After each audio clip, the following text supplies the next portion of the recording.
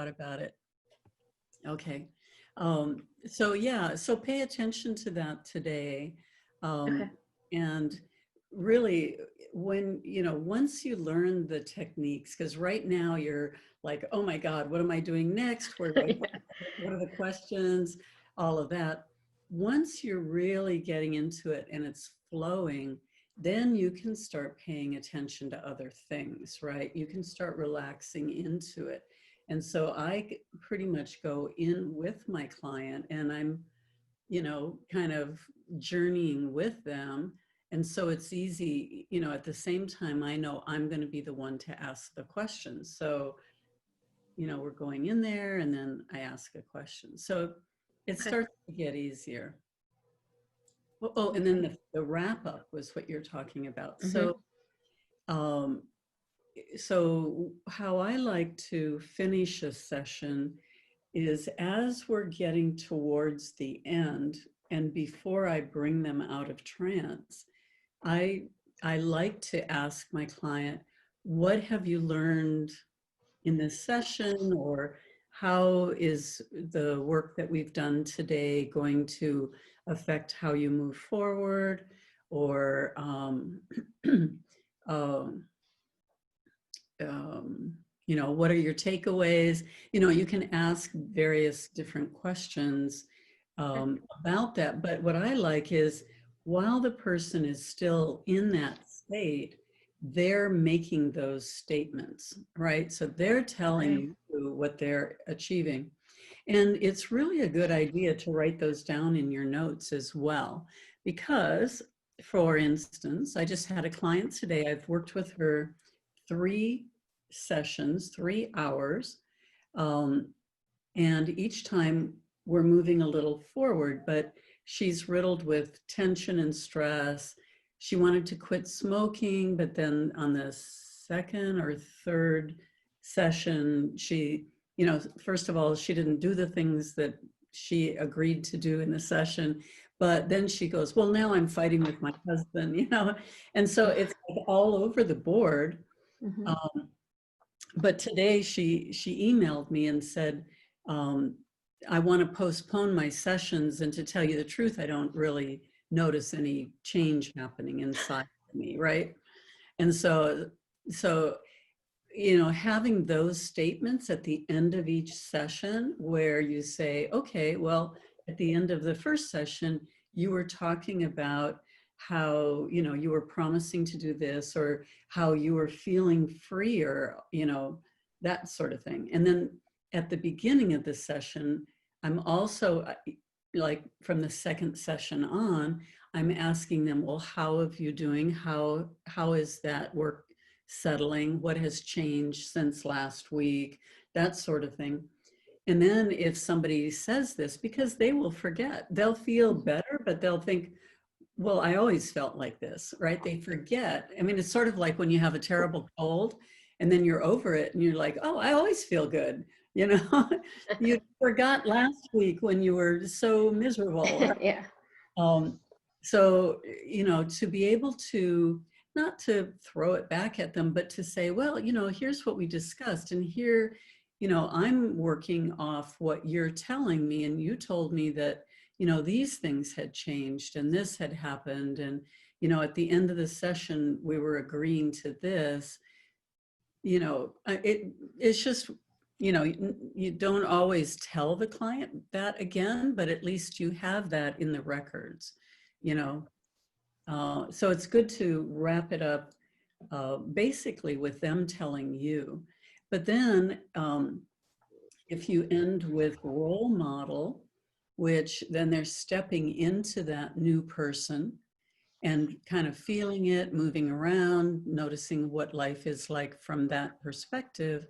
And then future pacing, if you do this, how's that going to feel, into the future? Then you're anchoring that as well, which helps. And then when you bring them out, you can say, do you have any questions or concerns? And usually they say, no, not really.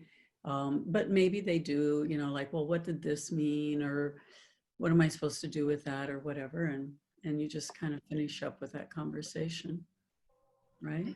And then do you want to schedule your next appointment, right? You can do that. Does that help? Is that? Oh, definitely. It's, yeah, because I know the people I'm talking to are working with so far, we're always talking about other things too, but you know, I think we're talking more about what they possibly could do and what things mean to them. But I guess asking what things mean should be done while they're still, you know, kind of under, I don't say under, Well, in theta, kind of, right. so that I guess the subconscious could answer that question for them. Yeah, I think it's a little more powerful then, because, you know, even if they go, well, a rabbit to me means moving quickly or something, when they're in trance, it could also mean, you know, all these other things, right? Oh, yeah. That they might be able to come up with. Okay. Yeah. Okay.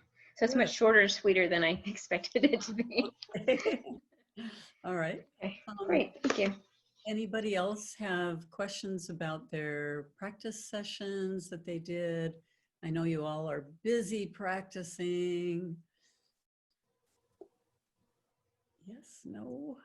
Okay. One thing I noticed when somebody actually worked on me, it's I hear her getting stuck, which is funny because it doesn't bother me at all. It's like it still flows very nicely no matter how nervous she was or how stuck she felt like she was getting. So don't be nervous about doing this because I guess people don't really care. Yeah, most of the time they really don't know. I mean, and really it's about keeping your energy and voice confident, Mm-hmm. even if there's long spaces, right? While you're, you know, trying to figure out what to do next, right? But if the things that you're, you know, like communicating to your client, you know, are filled with confidence, you know, even taking a minute of silence just allows the client to continue to process. So, you know, it's not a bad thing. In fact, you can even say, I want you to continue to think about that for a moment, you know, a moment of silence, and then you can kind of gather your, you know, mind around what you're going to do next. And then you continue. Well, now I'd like to ask you this, right? So, yeah, but good feedback. Well, that answered questions I didn't know I had. So thank you, Eleanor. Yeah, isn't that true? Always asking questions. So. Good. It's good to have group questions because, yeah, for that very reason. Was there another, did we answer both the questions that were on the list? I think we did. Oh, I don't know. I know there was another one. There was one about wrapping up and there was one about, to help with pain and damage from Oh, yeah. Yeah, I have a friend and she has, she constantly is moving like this. And it's because they hit something on her spine. And I know we tried past life and we couldn't find a past life connected to it. And I knew there had to be more tools. I just knew there had to be more tools. I don't know, like, because this is something that is physically changed on her, right? They've done something. Yeah. So I don't know. So they can't do anything surgically? Can they go in and they basically, they fused part of her spine, which was done here in Moose Jaw, which other doctors have gone absolutely crazy about because they should never have done that. So they made it worse. Oh. Yeah.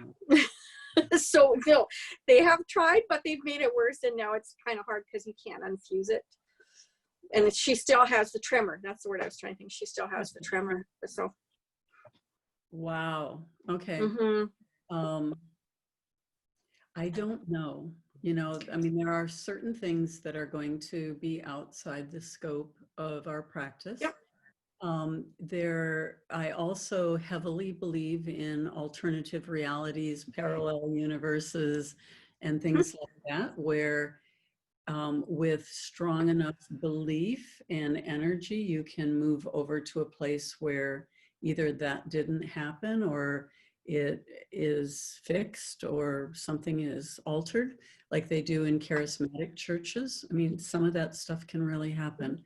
And we do have probably the strongest ability of all of the therapy techniques, is like mental health therapy, you know, to reorder that. So how I would do it would be exactly using object imagery, which was the material for this week, right? And so you would go in, we might be able to do something really fascinating today, in that I might be able to hypnotize you and you could go into her spine and take a look. That would be something I've never demoed to anybody. So when we do something like that, do we ask their inner spirit if for permission? Yeah, I mean, Okay. yes, yeah. Okay. Or higher being, yeah, higher being, whatever. Right. Ask their, yeah, for permission, and then we just, yeah, okay. Because we do that, because I do energy healing, and then when we do that, yeah. Right. Yeah. And of course, we'd keep our intent to be on the highest, best assistance for her, you know, not doing any damage or anything. But we could take a, you know, we could go in and take a look around and see. I mean, we could try it. We could see if we can do it. Well, we can't hurt, yeah.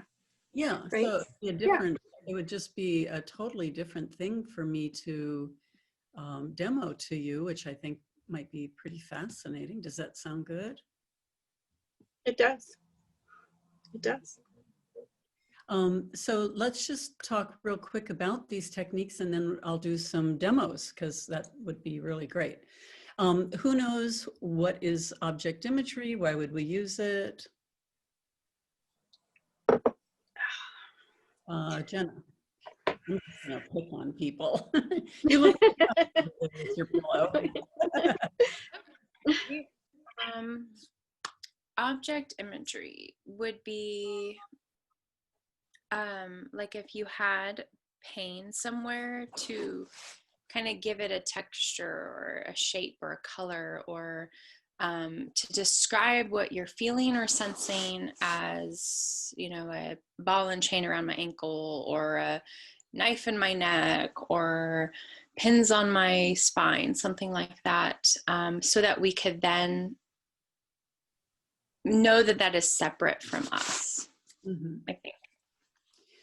Well, the end of that sentence, we don't know if it's separate from us or if it's something that we've created, but we can manipulate it. So we do it so that we can manipulate it, right? So we can either change the color from searing hot red to a cool watery blue, you know, or we could shrink it down, explode it, move it around, or whatever. Yeah, but you're right. That's what we do. How would we set that, or like, what's the steps in doing object imagery? Does anybody know? Louise, do you know?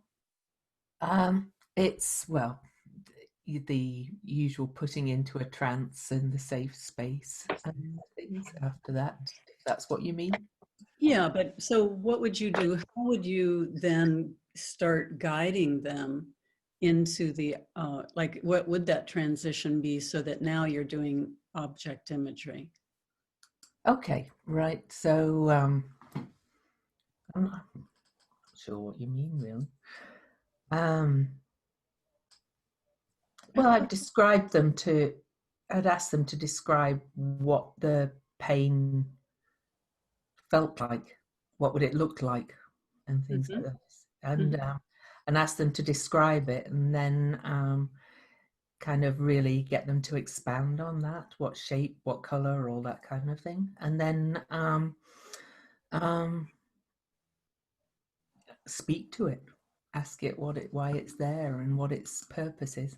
So good, exactly. yeah.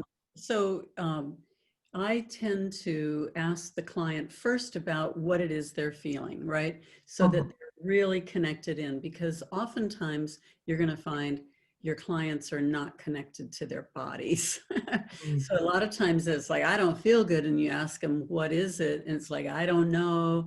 And, you know, like they're just disconnected from the neck down. But not all clients are going to be that way. But what I want to do is, first of all, have them really describe it, you know, as, you know, well, it's sharp, it's hot, it's pulsating, it's radiating, you know, whatever the words are, the descriptors, because, you know, I want, you know, because that's what they're experiencing first. Or maybe it's like, it's heavy, it's in my chest, it's weighting me down, that sort of thing. Then, and sometimes it kind of blurs over and they start describing what it looks like. Or maybe they start with, you know, oh, I've got this rock on my shoulder, you know, it feels like I'm getting stabbed. And so then obviously you're already there because they've already imagined what that looks like. But so then we get a real good, clear picture of the object. And then I usually, not always, but, you know, it might be convenient to have them take it out so it's in front of them so that they can have that conversation. And I tell them, you know, if it had a personality and a character, it could talk as though it were like a cartoon character. You know, what would it say that it's doing there? I use the idea of cartoon because, you know, some clients have no trouble talking to a rock or a knife or, you know, whatever that is. And other clients really do have a problem with a talking knife, you know, a talking hammer, whatever that is. So I just set it up. Okay, you know, it's like a cartoon character. And then usually people get right into it and can have that conversation. And then the conversation almost ends up being like secondary gains. I don't necessarily formally go into, you know, what's the benefit of you being there, you know, if they're having the rock there, what's the detriment, but you could. Okay, so that's not, you know, that's not out of the question. Sometimes it's just easier to get the answers by once you take, let's say it's a rock in their chest, once you take that rock out and you're talking to it, it's almost easier sometimes to just say, well, what's the benefit? What benefit have you had by having it there? What's the detriment, you know, going into secondary gains? But if you stick with object imagery, you would just be saying, hey, what are you doing here? You know, why are you here? What purpose do you serve? How long have you been here? What's it going to take for you to go away? You know, or how can we manipulate this or change it in a way so that it's more comfortable or serves the client better? Okay, so then we have that conversation. And then, you know, we have to figure out what are we going to do with it? You know, is this something we're going to remove? Is, you know, are they going to blow it up or, you know, throw it, you know, send it up to the sun or whatever? Or is it going to be shrunk? You know, once we have it in an object, we can shrink it, we can change the color, we can change, you know, where it is in the energy field, that sort of thing, and then deal with it. And that would be pretty much it. Hopefully it resolves, but if it doesn't resolve, then you could go on to, you know, the reasons why. So maybe there's, you know, something with inner child work that has to be done, or past life, or, you know, forgiveness work, or, you know, some other kind of work that would go into that. So does everybody understand object imagery pretty well? Cool. Okay, inner child work. Leah, what do we know about inner child? Oh, inner child, it is when someone is kind of stuck at a certain point in their situation, like maybe perhaps they're responding in a childlike form. And so that would be an indication that there's some inner child work needs to be worked with. Mm-hmm. But I didn't write my notes down for inner child, so I guess so I'm just going to wing it. So really, to work with that, we would ask them if they would, you know, we we would work with them and find out like what age are they experiencing, and then just kind of, you know, stay client-centered with that. Okay. Does anybody have anything they want to add to that? It seems to be based on soul retrieval, right? Yeah. Manic soul retrieval. Only the client doing it, not the practitioner doing it. Yeah, right. But but we're engaged in a conversation with it, if that's what you mean. Well, in shamanic soul retrieval, usually the practitioner does the journey and finds the source of the trauma and describes it, whereas here you're getting the client to Oh yeah, go yeah. there. In this work, the client's going to do all the work. And funnily enough, I'd already been doing. I'd already done some soul retrieval this way because it didn't feel right me telling them what it was. So so I feel like I've kind of done some of this inner child stuff already through the shamanic work. Yeah, it's a little bit different. I actually am just finishing getting prepared to upload, or at least turn on, another course on Teachable that'll have soul retrieval, sacred journeys, communicating with spirit guides, working with entities, that sort of thing. So I'm just going through a final edit right now, and then I'm going to have one or two other people look at it and edit, or, you know, anything, and then that'll be up and ready too. But so the way I do soul retrieval is a little bit different from this, because it's really going in and working with the child, or the inner child. So I actually worked with somebody today, and she knew that, you know, there was going to be something from an earlier time in her life, and she was terrified. She was so worried about going in there because she's just completely held it down for decades, right? And, you know, just even refused to acknowledge that something was wrong until last week when we worked together. And then she says, well, it's dawning on me that maybe there's something in my childhood. But the way that we do it can be really gentle. And so, as an example, the work that we did with her today was just beautiful. So in her situation, as a little child, if she did something wrong, she would be thrown in a small pantry and she'd have to stay there by herself, right? So that was kind of the situation, and so that would freak her out, and she had taken that to mean that there was something wrong with her, that she couldn't be who she is, that she always had to do everything according to the rules and authority of other people. And of course, she was only 4 at this, you know, like 3 and 4, little girl. So, wait a minute. Okay, I thought maybe somebody was trying to get in.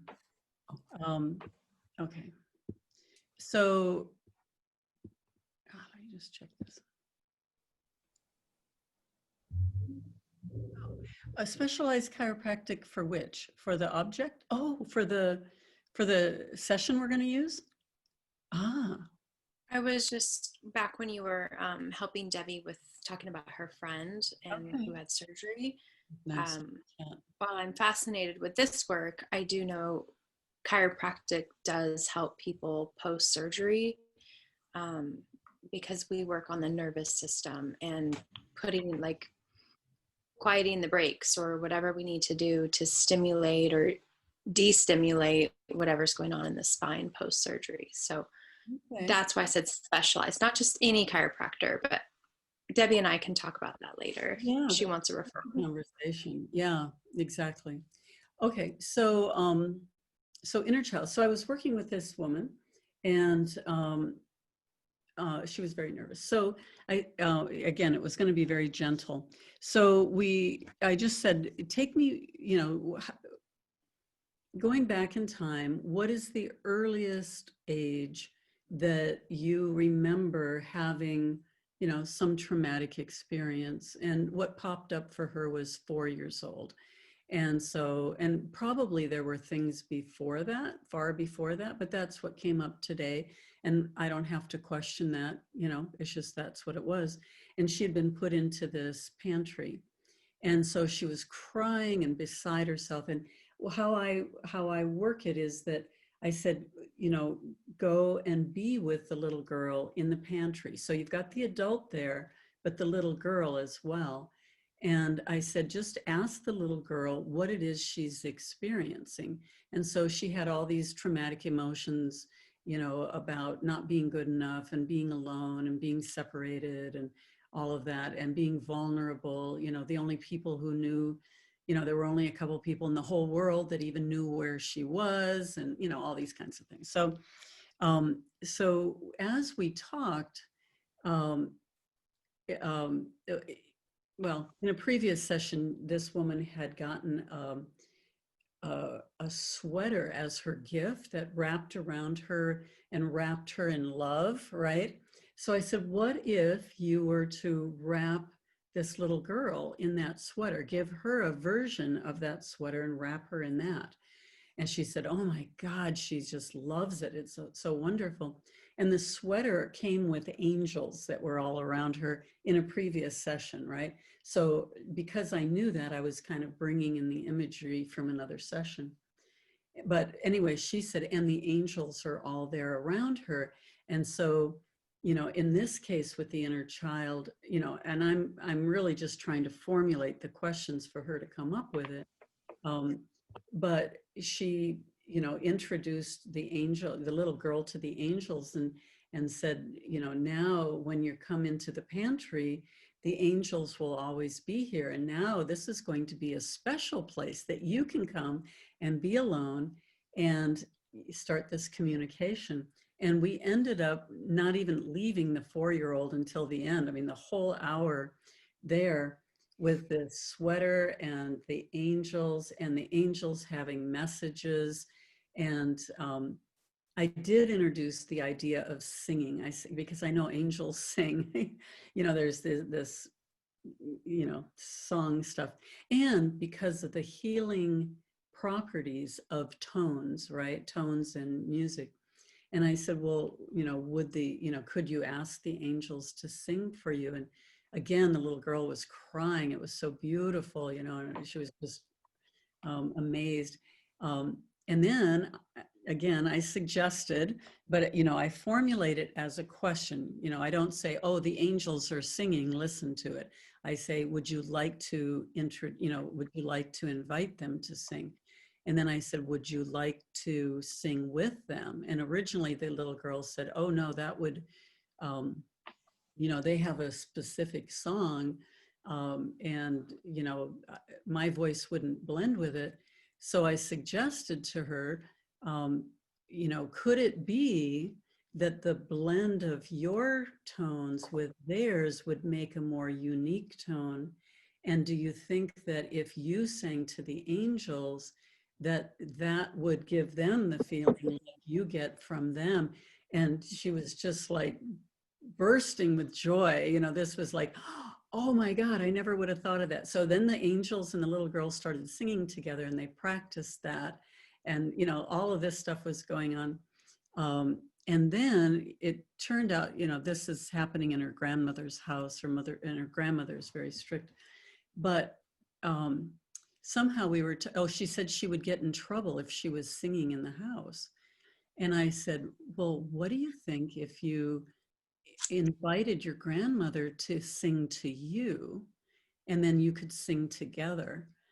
And she said, I never thought about it, but my grandmother used to always sing to my mother and loves singing. And so somehow this was all, I don't know, intuitive, I guess, but it all kind of came out. But we spent that time at the 4-year-old. And the other thing that's important when we're doing the inner child work, and we don't, you know, normally I'm not interjecting that much, but I'm just making this suggestion, would that be possible or would that be helpful? And it turned out that was just, you know, exponentially getting things better. But one of the things that we did in the middle of that was I asked her to ask the little girl, what is it she's learning? You know, even though this is hard, what is she learning? And she was learning, you know, perseverance and grit and intuition. And she was coming up with all the things that were positive that she was learning. And I can't remember, somehow, I can't remember what it was, but at some point she agreed that, that, you know, that it was going to be her job to take this situation and make it better. You know, that even though, you know, and especially now with the angels and stuff, everything was going to be fine. And we also had to talk about the fact that there was a difference between who she is as a core person and what her behaviors are as a 4-year-old, right? And that was really a big realization for the client too. She said, when I thought my behaviors were bad, I decided I was bad. You know, I'm not a good person because I don't behave right. But by separating those two things out, you know, who you are is this bright, shining spirit who came into the world with all this joy and, you know, all these things that she was describing to me, is different than a 4-year-old who's trying to be good, but, you know, spills milk or, you know, doesn't pick up her toys or something. That's a different thing, right? And so all of that was just this huge relief, so that by the end, the 4-year-old was just delighted. She was just joyful and excited and couldn't wait to start singing with her grandmother and with the angels, and going to the pantry was a good, you know, not a bad thing. It was like, now I have my little private time here with my angels. And, you know, so all of that would be considered inner child work. Normally, you know, we would just be asking them, what does she need? How can you help her? What could you tell her? What resources does she have? What is she learning? You know, give her a big hug, tell her how much you appreciate what she's learning, you know, and how much that helps you as an adult, what we call reframing. What I usually do reframing within the inner child work. Okay. Does that all make sense? It's a big pile of information. Rachel. And no, thank you so much for that example too, because I really appreciate the way you do that. And I mean, that was brilliant about the angels and the sweater in the closet. It also touches home for me, and this is kind of what I was looking at too going forward, because I love to do inner child work, and that's becoming a focus for me professionally.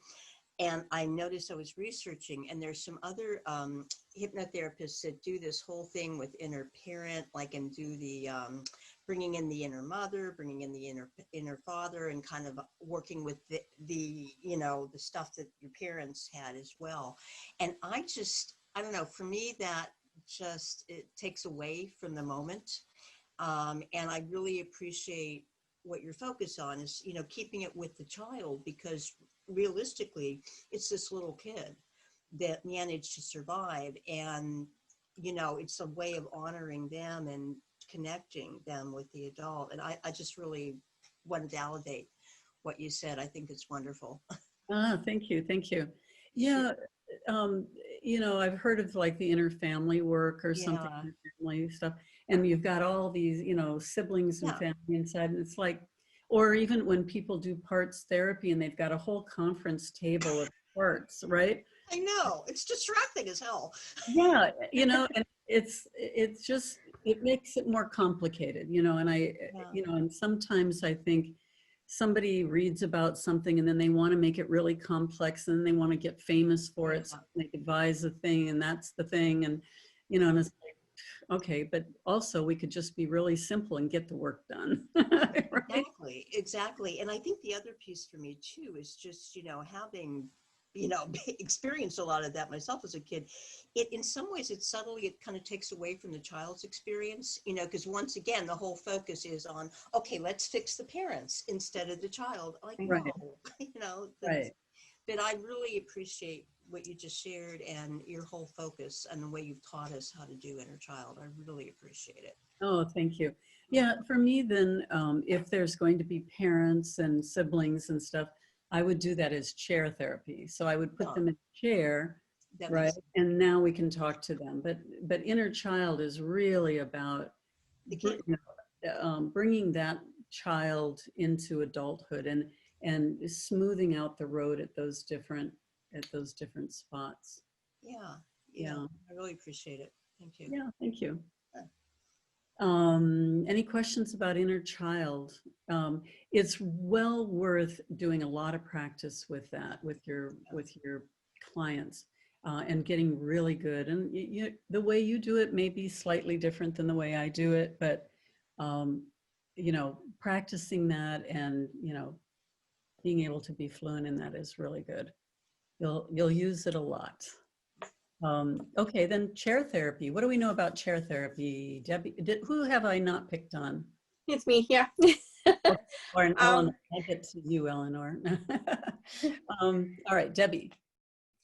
You can use it in different ways. It could be future for an interview or for something like that. It can be used for past to maybe clear up some conflict or something from the past, or present, which is maybe some conflict that's going on now or dispute or something, something like that. Yeah. So, and basically it's putting them in front of a chair in front of you and having that conversation from both sides. And what would they say? And what would you say to that? And going back and forth until you can maybe come to, hopefully, an agreement and be on the same page by the time you're done. Yes, yes, good. Yes, interviews, you know, preparing to talk or preparing to tell your parents something or tell your spouse something, you know, and actually doing that kind of role play it can come under chair therapy.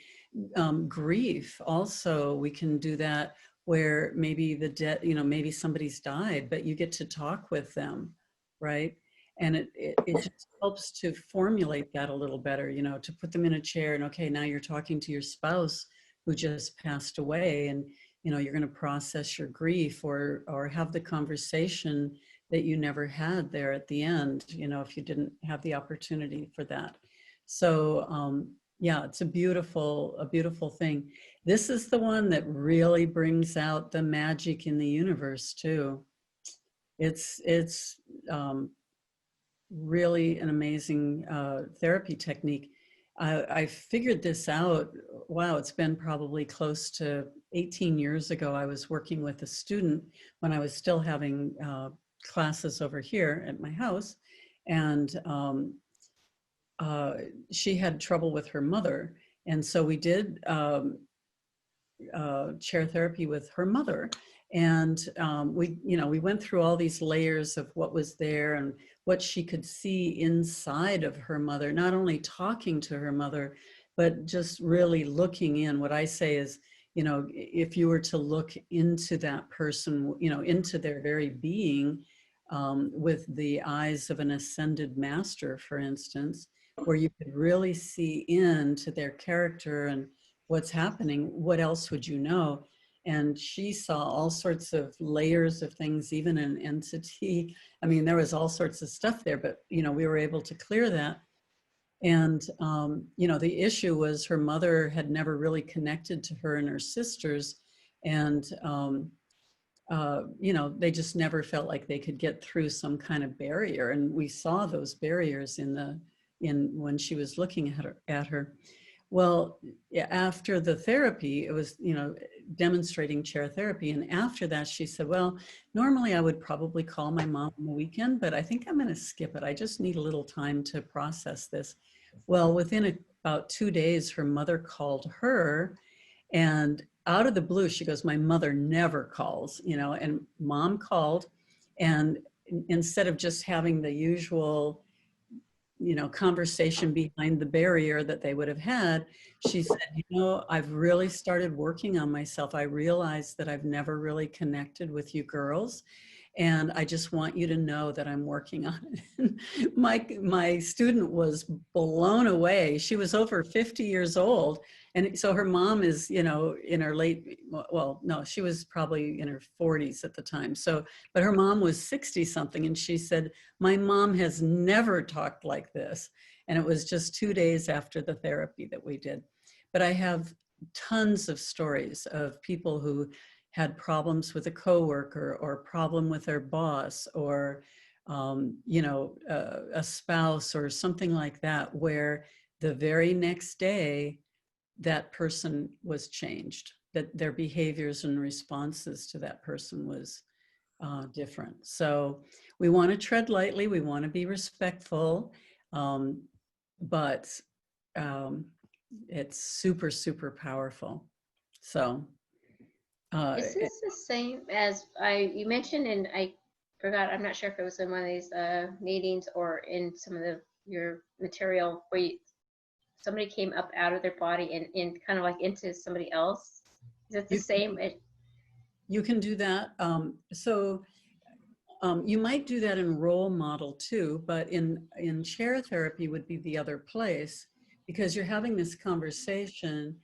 And I don't always do it, but I do it if I think my client is really not getting a good view of themselves, right? Like, are not really acknowledging their part in the issue. So I'll just say, well, you know, imagine just floating up out of your body and then switching places with that person. So now, you know, as I count from 3 to 1, you'll now be in their body looking back at you, and they'll be in your body looking back at them, right? At themselves. So now she or he has, you know, they're in that other person. Let's say it's the boss. I did this once with a lady and she couldn't figure out why she was having trouble with her boss. So I switched them. And so she's the boss with the boss's emotions and perspectives and duties and everything. And she's looking at herself across the chair. And all of a sudden she said, oh my God, I see it. Okay. You know, I'm pretty obnoxious. I'm a little bit sloppy or whatever, you know, I can't remember what it was, but she could tell the pieces of herself that were irritating to the boss. And so then when she got back, you know, you always want to put them back in their own body. You know, don't leave them there. That it would be like that. Remember Tom Hanks had a movie, I think, where I don't know, but Big. It's called Big. Big, yeah. So back in their own chair, then they're like, okay, now I need to work on this, right? And so now they're going to do some shifts because they've seen themselves better. So that's really fun too, yeah. Okay, so then the outcome chain, who can give an example? Eleanor, can you give an example of an outcome chain? The outcome chain, an example would be somebody that comes to you possibly for overeating, and it's trying to figure out the underlying reason, but I think it's so deep within them that we're asking question after question after question to find out basically they're eating because to compensate for something that they're not getting in life, like love or friendship or something, a good thing in life pretty much that they're not getting. Right, right. So you're looking at, so a lot of times people make a choice or make a decision, but they're not really looking at what is the long-term effect of this. Is this really getting me what I want, right?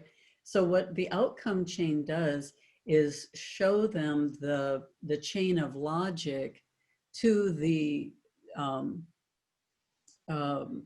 natural outcome of this decision, right? So maybe they're getting angry all the time. And then, well, if you're angry, what is it you really want? Well, what I want is respect. Well, if you had respect, what would you do? You know, if you had this, and you go down the chain until then they're finally saying, well, what I really want is, you know, self-respect, right? And so then, like in the core transformation, which is one, is then you would come back up the chain until they get back to, well, what if you're angry? And then they're going to just say, well, I don't need to be angry anymore because I've already got this. I've already gotten, I already have self-respect, so I don't need to be angry at other people to get it because I already have it, right? Core transformation is really fun, and I hope today that I could do a core transformation with you. The other outcome chains, there's two that I work with maybe frequently. I like the core transformation the best, but somebody will say, oh my God, there's stress at work, and oh my God, I think I'm worried every day that I'm going to get fired, right? And so this is like overpowering their world, right? So I might say, well, hey there, little one, how are you? So you could say, well, what's the worst thing that would happen if you got fired? Well, I wouldn't have an income. Well, what's the worst thing that would happen if you didn't have an income? Well, I would have to go find another job. Well, what's the worst thing that would happen if you had to go find another job? Well, I'd have to go through the interview process. Okay, what's the worst thing that happened? And then they go, well, then I would find another job. Okay, and then what's the worst thing that would happen? Well, I'd be working over there. And okay, what's the worst thing that would happen? Well, nothing, right? So then they can come back to, I guess I don't have to spend every moment sweating bullets that I might be getting fired. Maybe a more reasonable thing to do is just put some resumes out there, and then maybe have some options. If things feel that tenuous, maybe you have some options, or at least have the ball rolling in the case that actually does happen, right? And so then they, it's sort of like, well, any kind of fears like that they're working on, you can carry that out to the furthest extent, because usually it's more like the boogeyman in the closet.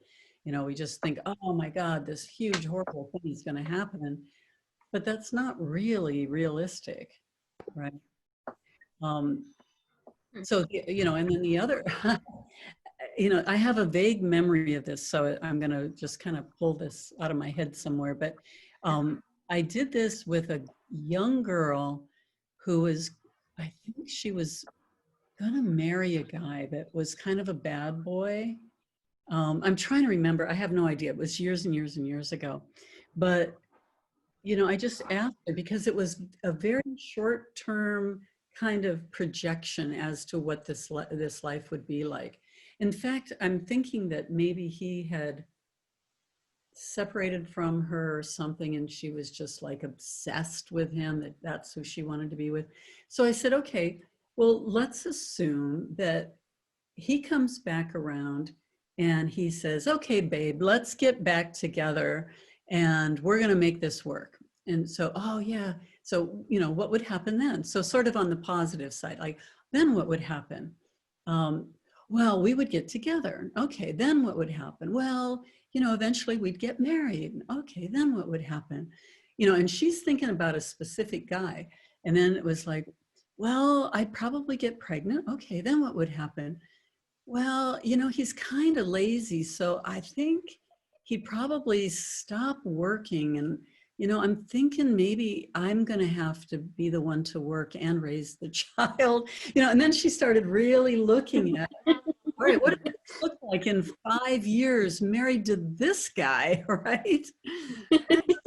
Really going to go to college. He's not really going to do much with himself. And there I am with a kid, and 5 years down the line, he's not that, attractive anymore. And now I'm working hard to support him, and I don't think I want to do this. And so, like, in 30 minutes, she was over this obsession. She was just like, okay, nope, I think I'm going to move on to somebody new. So sometimes it can be a real quick shot right there, because they're idealizing whatever that is out there, but no real plan to get there. So, and this is something we could do on our own, to like journaling, asking ourselves these questions. a I think lot. it's fantastic. Yes, secondary gains, you could do that. Parts therapy, you can do on yourself. Yeah, you can use a lot of these for yourself. That's great. And then, yeah, even core transformation. Okay, so let's talk about role model and future pacing. And then hopefully I can do 2 demos today if you want. Do you like the demos? I think the demos are probably some of the most powerful parts of this. Unless you want me to put you into rooms. I've never tried that to do practice sessions, but I think you'd rather watch me demo, right? Probably. Yes. Yeah, okay. I think it's good. Okay, so role model. Rachel, tell us about role models. Whoops, got my mouth full. Oh, never mind. Brenna will tell us. She'll tell us about future pacing. Brenna, role model. Is essentially asking the client to envision who of them, okay, a them that they want to be, basically, or somebody who holds the traits or does the things they want to do, or what they aspire to be, I guess, and stepping into that so they can feel what that's like, and then stepping back out of that so they can feel how much it sucks to be them. And but basically then kind of doing that back and forth so that they're like, oh, this is where I want to stay. Right, exactly. Yes, yeah, inspires them to be that new person, right? Yeah. Yeah, exactly. Good. And Rachel, who's finished eating. Yeah, it wouldn't work if I took another bite, would it? Okay. Future pacing. Well, future pacing kind of takes off from the role model, and I kind of see it as a second step, but you just ask yourself, if you were in this body, you know, and in a week, you know, or tomorrow, you know, then what would your day be like? And then 3 days out, and a week out, 3 weeks out. And it really does ground that whole process. Folks can kind of feel more hopeful about the future. Yeah. And it like creates little bubbles of energy out there that they can just move towards, and, you know, have those feelings into the future. Yeah, and it doesn't matter what timing that you use. You know, sometimes I say the next 24 hours, and sometimes I just say, you know, from now through the weekend. You know, if it's on a Friday night, it might be, you know, I might just include the weekend. And then I might use a week, and then a month, and then 3 months. Or if it's, you know, in some other cases, you know, the timing could be different. So you know, you can kind of feel it. If it's something that's, you know, that they're working on right now that has more of a time limit, then, you know, you might have, you know, 1 day, 3 days, 7 days, you know, up to 2 weeks or something, just to give them that idea, because at 2 weeks it's over with, you know, or whatever, you know, whatever that is. Or if it's something that's longer term, like weight loss, where it might take a year, then you could, you know, make it even longer. Like, what's life going to be like in 6 months? You know, you could do a day, a week, a month, 6 months, 3 months, 6 months, and take it all the way around, like to a year or something, so that now they're inspired that, wow, if I just keep this going, in 6 months it's going to be like that, or in a year it's going to be like that. And so hopefully that's inspiring them. Okay, any questions about any of this, or anything at all? I just think that future pacing would be great for somebody that does have an interview and they want to be more confident or something. Role model is really good too. Yeah. Yeah. Well, the whole package. Yeah, the whole package there. Yeah, exactly. So Yeah. role model and future pacing are really nice 1-2 punch right at the end of a session, right? So you've done all this great work, and now they're, you know, a non-smoker, or they're, you know, doing whatever they are, they're confident, whatever. And then you put them into that role model, and they can feel that. And then you take them out into the future, and then you can bring them out. It's another really great way. Well, and so, you know, with Eleanor's question about how to wrap up a session, um, I would do the wrap up just before that, you know, so maybe we've done chair therapy and outcome therapy or whatever. And then, you know, then I might ask them a little bit, because I know that we're going to be coming out after the role model and the future pacing. So I kind of want that to be the end. So then I might say, okay, so what have you learned so far? How are you going to integrate that? You know, and now stepping into that person who has fully integrated that, right? So now, you know, the things that they've gained, they can step into that person, really feel it, step out, step in again, and then go forward. And that would be a beautiful wrap up. And then you do the emerging dialogue at the end of that. So it makes a really nice package. You've got the safe space and the sacred space at the beginning, and you've got future role model and future pacing at the end with the emerging. So, you know, it just kind of creates a little bundle there, and then you do all your work in the middle there. Okay, everybody got that? Okay, so let's I have a question. So with the, you said that with most of this techniques we can practice on ourselves. Would that also apply with chair therapy? you could, you know, just put the other person over there, have that Okay. conversation. Yeah. So what would be the difference of being, you know, I'm thinking if you're not kind of in that hypnotic state, that you're using your logic mind instead of your subconscious mind. So I feel like that conversation might be different if you're, Right. yeah. So why not take a moment and do an induction for yourself, which would really just be self-hypnosis, right? Mm-hmm. I mean, it's a little harder because you're trying to be the one relaxing, and yet at the same time, you're coming up with the questions to ask yourself. But you could record the induction. You could record the whole thing, really. You know, you could record an induction, safe space, sacred healing space, and then record, you know, I would like for you to see this person in front of you. And what do they look like? Just observe them. Give yourself a little quiet space. What else do you notice? What would you like to ask them? What do they say? You know, and very slowly ask yourself the different questions, and then bring yourself out. And you could have it all on recording. Great. I have to try that. Yeah, yeah. And it gives you practice recording and listening to yourself too.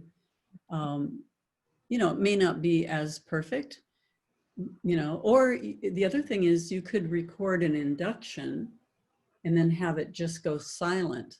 And so you do the induction, safe space, sacred space if you want, you know, whatever you want to have. And then from there, you guide yourself through the chair therapy. Okay. Or whatever other therapy you want. Yeah, whatever you want. Okay, any other questions about any of it? Just maybe a comment to back that up. I was just thinking that I had this experience once when I was teaching 5th grade of this process is where kids would read a book, and then like 5 volunteers would be different characters, and they would go up in front of the class, and then the other students would ask them questions about their character that were not, what answers that were not necessarily in the book. And it was fascinating because they intuitively came into that. And so I think that process, like of doing a chair and maybe just trusting what comes to you, Yeah, was really fascinating, because the kids themselves were like, wow, I don't know where that came from, but it was really a fun activity. So, I've witnessed a few sessions of family constellation where you have even just like 10 strangers, and they all become part of your scene, you know, your family or whatever, and they all are playing a role, and it is freaky as to how they get into it and are pretty accurate for that character, you know. Mhm. It's Yeah, I get to play a part in one of it. It's fascinating what you feel. Yeah. it's very weird. So yeah, we're connected in very subtle and powerful ways. Okay, so let me just look here. Oh, there's a few things that I want to teach you. So so I figure we'll take a break in about 20 minutes. I could do a real quick core transformation with somebody and then we can take a break. Does anybody have something they want to work through? Maybe a behavior that they would like to understand the basis for, or oh, Leah, was that your, I was looking up and that was, yes, you have something? I do, and I actually before today, I'm challenged. I'm really challenged with motivation and this class. Uh-huh. I really want to do this class, but I'm finding really easily distracted. I can't concentrate on the material, and so I did actually do a meditation today to kind of help me with it. But I think I need to continue working with it. Okay.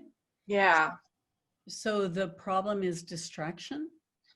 Getting distracted, not like I'll sit here and I'll start reading the material and then I'm like, oh, I wonder if I listen to some music, if that will help, or what's on Facebook. No, that's not helping. No.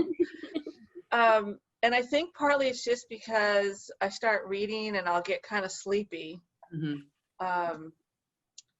And so I'll try to wake myself up to snap out of it. So I'm just like really experiencing a lot of barriers with moving forward with this. And it isn't just the hypnotherapy, it's just that I picked this because this is the second time I'm doing these calls.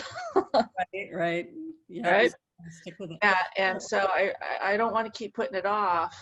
And everything else that's going on is getting put off too. So I'm really having a hard time. Mm-hmm. Okay. Staying focused. So one of the reasons that I put the list of questions in the Google Doc was so that while you're reading to answer the question, because it's the same thing. It's sort of like studying for the test. All right. So if I can answer what would indicate the use of inner child, well, let me go look in the materials again and see if I can find that, so, I'm kind of giving you clues as to something, right? So Right. that would help a little.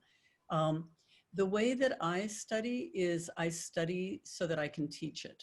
Okay, so maybe you could look at it like, okay, if they're going to call on me in class, or if somebody said, like, even if, when you're certified and you're doing this, if somebody says, well, do you do object imagery or do you work with pain? How do you do that, right?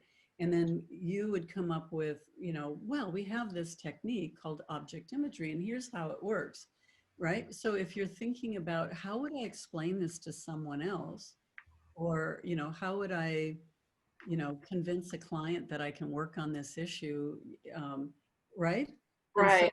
maybe having a different approach instead of, I know it's just like, oh, read. I'm the same way, and then your eyes are drooping. But, or maybe take notes like, okay, inner child, just like, I've been doing notes. I've got very poor study skills. So like I'll take notes and then every bit of it that I'm reading is so important that I'm like taking it almost word for word.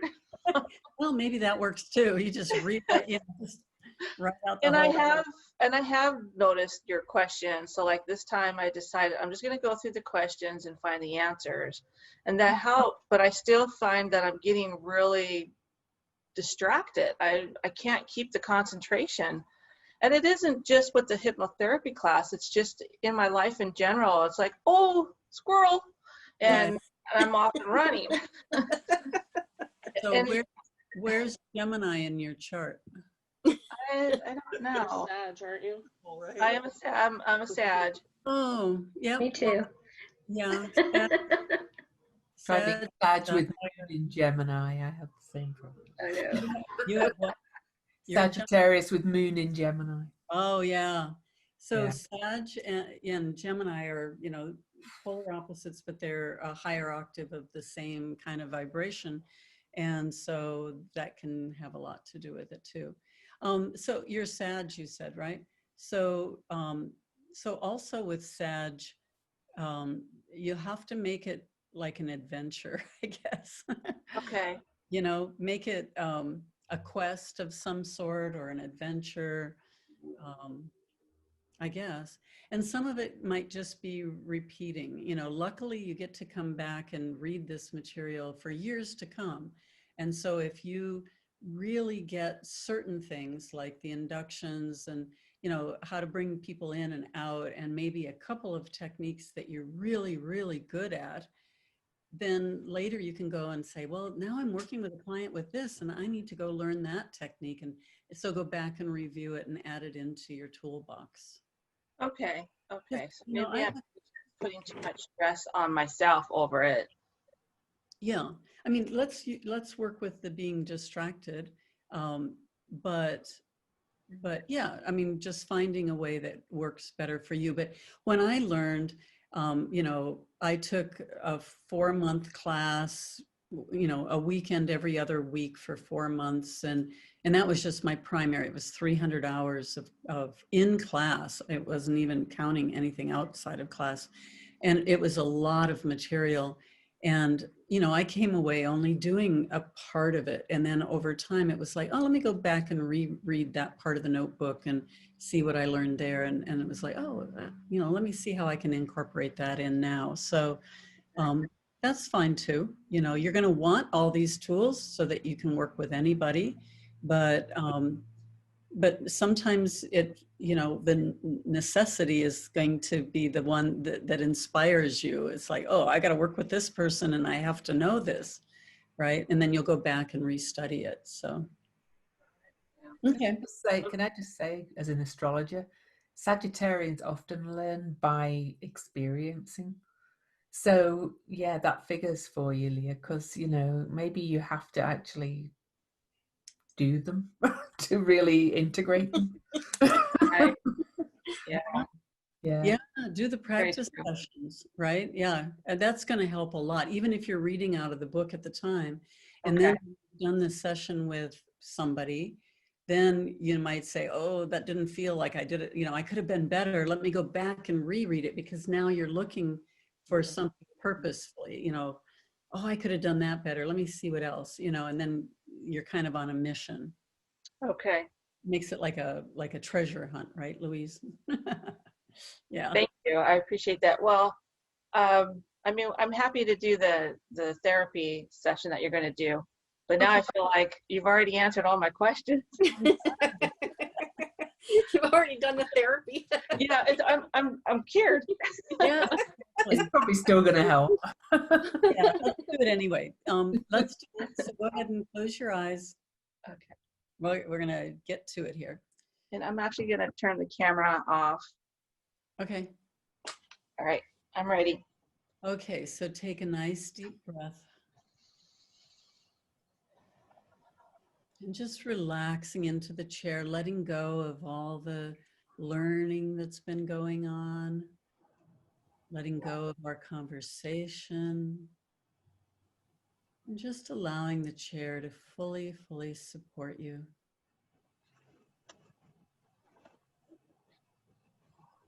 And imagining your favorite safe space, that place of relaxation, protection, and connection. And as you find yourself in your safe space now, how would you describe that to me? Well, it's a beach with the ocean coming through. The waves are coming to. Sunny out there. Sand is nice and warm. There's a forest on my right.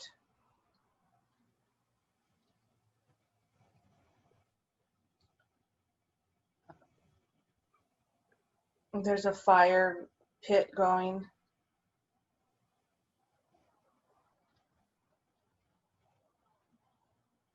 And as you look around there in your safe space, you discover that there's a gift that has been left there for you, a gift of empowerment to bring you certain traits and characteristics. And as you discover that gift, what is it today?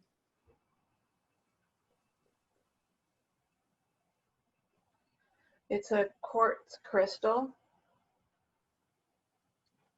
And when you take this quartz crystal in your hands, what makes it unique? What do you notice about this particular one?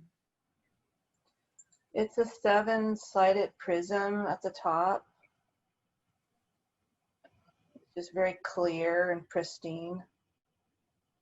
And what traits or energies does this quartz bring to you? Clarity,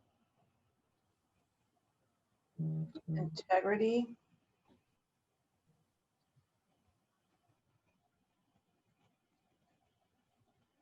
Anything else? I'm looking at it.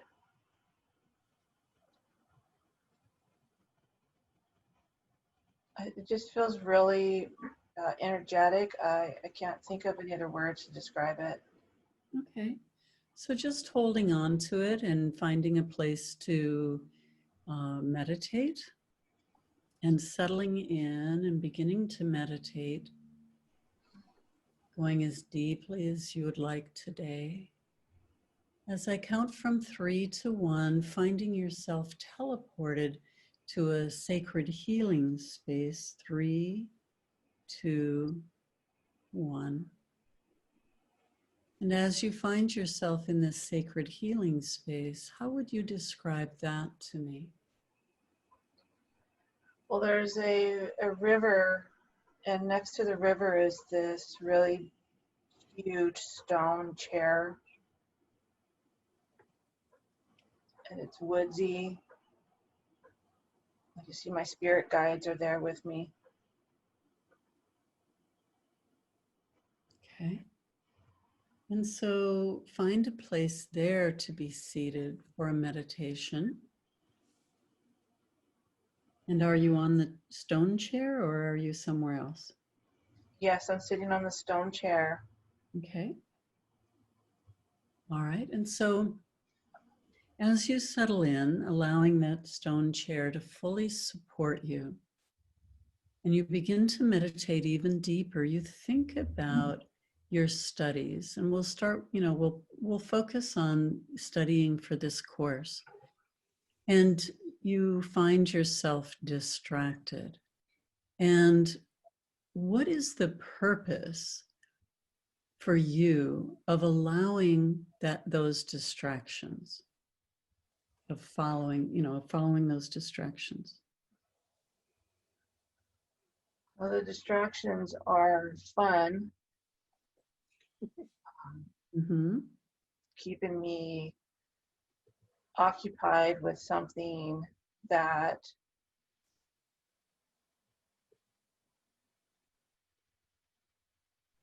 I don't want to miss out.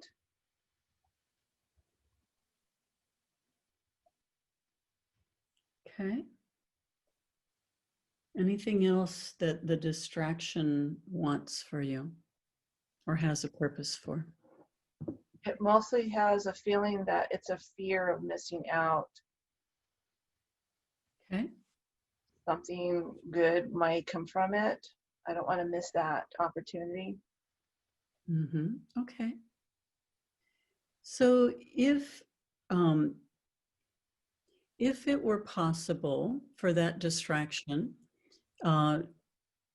to prevent you from missing out on something fully and completely in the way that you imagine it now, then what would you want that's even more important?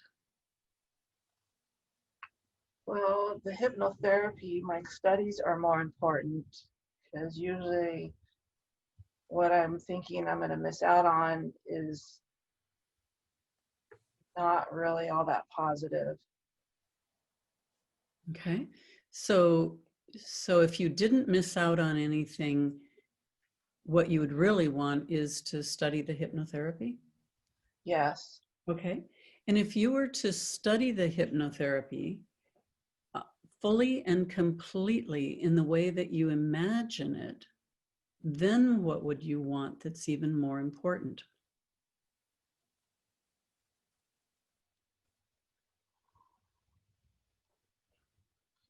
What's more important is being able to help people with the hypnotherapy, help myself with it, really, to be honest about it. It would help me so that I could be more self-sufficient. Okay. So if you were helping yourself and being fully self-sufficient, fully and completely in the way that you're imagining it now, it's totally there, you're in the middle of that self-sufficiency, then what would you want for yourself that's even more important?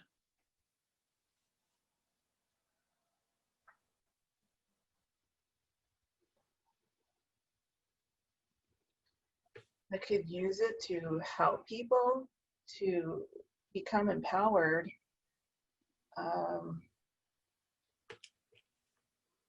I feel like that's not it. I can't peg it. Okay, so if you were fully self-sufficient, then what would you want for yourself that's even more important? I would have my own place, Okay. my own business. And if you had your own place in your own business, fully and completely in the way that you imagine it now, then what would you want that's even more important? Then I would be able to offer some really productive help and service to people who need it, who want it. And if you were able to offer productive help and service to those who need and want it, fully and completely in the way that you imagine it now, then what would you want that's even more important?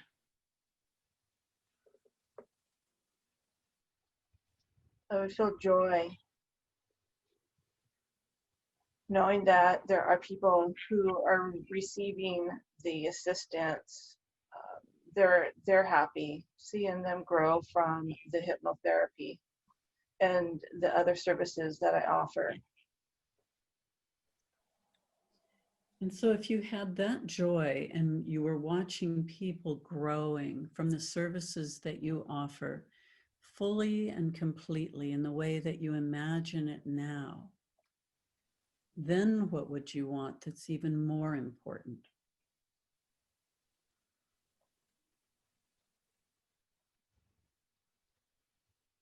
It would bring me to feeling seeing a better version of myself and being able to offer that to others. Being a part of the better collective, so to speak, the energy, adding to that. So if you were to see yourself as a better version of yourself, fully and completely in the way that you imagine it now, then what would you want for yourself that's even more important?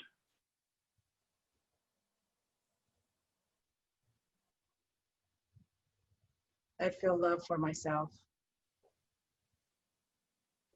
And if you had that self-love fully and completely in the way that you imagine it for yourself, then what would you want that's even more important? That would be the most important to me, is love for myself. Okay. So I want you to just really enhance that. Just turn up the volume on that self-love. Really feel it. Let it flood through your body, through your energy field. And how does that feel? It feels warm, comforting. And I would like your subconscious mind to present to you a symbol that represents that level of self-love And what is that symbol? It's a beautiful pink light wrapped all around me. Okay. So if you were to move into the future, at each and every moment of the future, wrapped in that pink light and holding that self-love within you into each and every moment, how do you think that would affect you seeing a better version of yourself?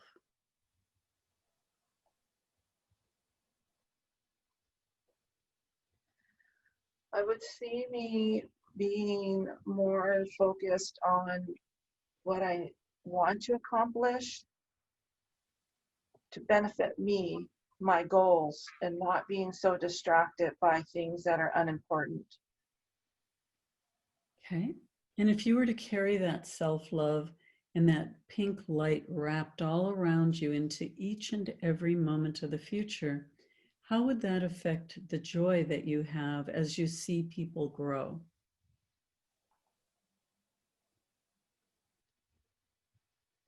Well, the joy would be just automatic in me, and I would want that to pour over into other people's lives, hopefully to give them the same in return.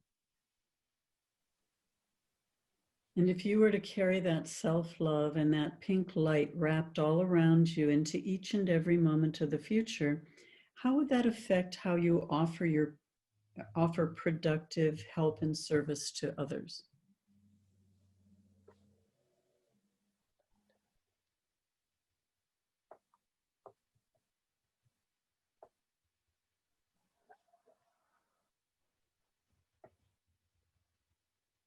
Not sure how to answer that.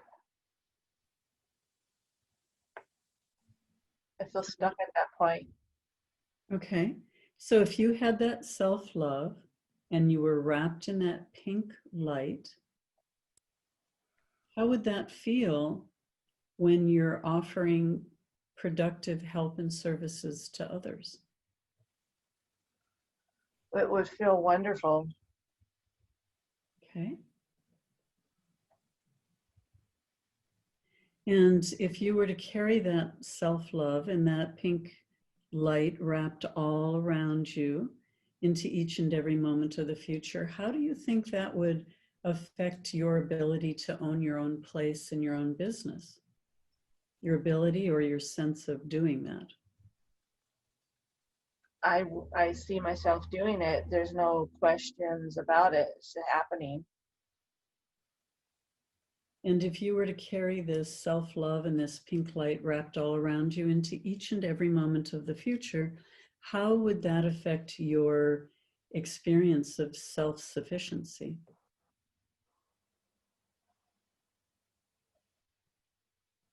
It's excelling to a point that I could not even imagine.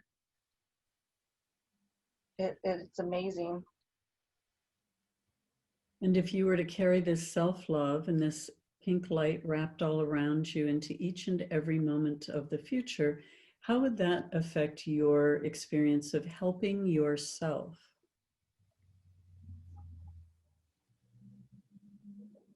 The best feeling is feeling capable and not having fear control any of it, because I have the confidence. I know I can do it. And if you were to carry this self-love and this pink light wrapped all around you into each and every moment of the future, how do you think your experience will be when you're studying hypnotherapy and making that important? Your experience of the importance of studying hypnotherapy. There's joy in my heart to do it because I know it's going to bring me to a better place in my life. That's really exciting. And if you were to carry this self-love and this pink light wrapped all around you into each and every moment of the future, how would that affect your fear of missing out? I wouldn't care anymore because I know I've got a goal to pursue, and I want to get it done so I can move forward into the next phases of my journey. And if you were to carry this self-love and this pink light wrapped all around you into each and every moment of the future, how would that affect your habit of getting distracted, the distractions?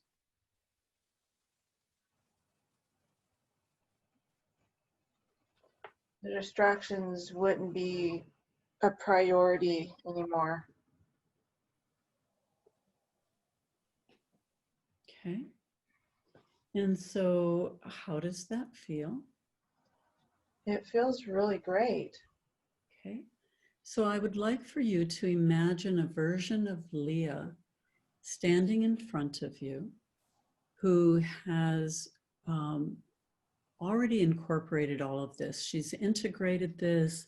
She is focused, studying, self-sufficient. She's got all those traits that you want. And how would you describe her as you look at her in front of you? She's beaming, smiling really big. You can see the love coming through her.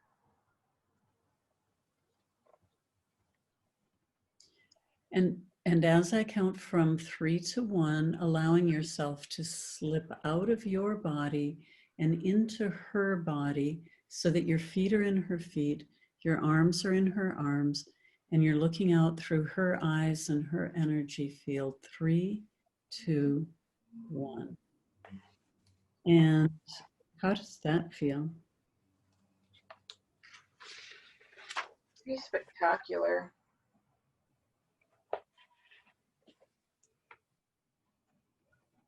It feels like a really good fit. Anything else you notice being in her?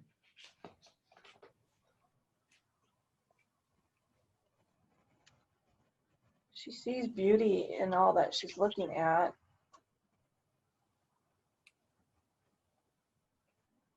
She's very content and confident.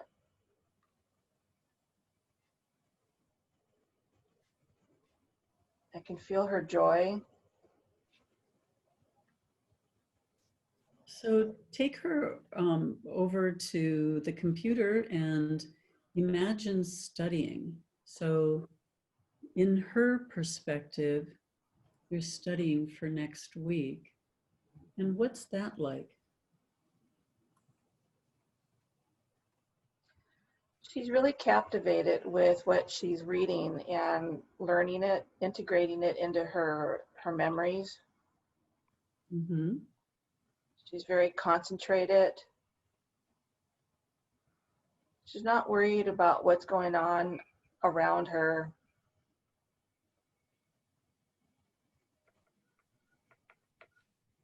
Very mindful to her abilities and not worried about everybody else. Mm-hmm. Excellent. So if you were to stay in this version of Leah each and every moment of the future, how do you think the rest of today, tonight, will be different than it would have been? Tonight, I'm opening up my modules and I'm able to really stick with it and read it, comprehend what I'm reading. Tonight, I'm getting some practice sessions scheduled.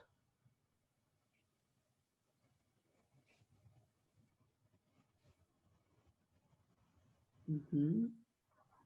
And if you were to stay in this new improved Leah each and every moment of the future, how do you think you're going to feel when we get together in a week from now? What are you going to be reporting back to us? Well, I'll feel more confident being able to answer questions. I'll know all the answers, and I don't want everybody to think I'm a know-it-all, so I'll just listen a little bit there and then jump in. Uh-huh. They'd probably enjoy you taking the limelight and taking the pressure off of them. I'm having fun. Yeah, good. And so how do you think life will be in a month from now? A month from now, I'm going to report that I've got my paperwork situated for the certificate, that I'm working on it. Uh-huh. That feels exciting. Good. And how about 3 months from now, into the new year, you'll be certified.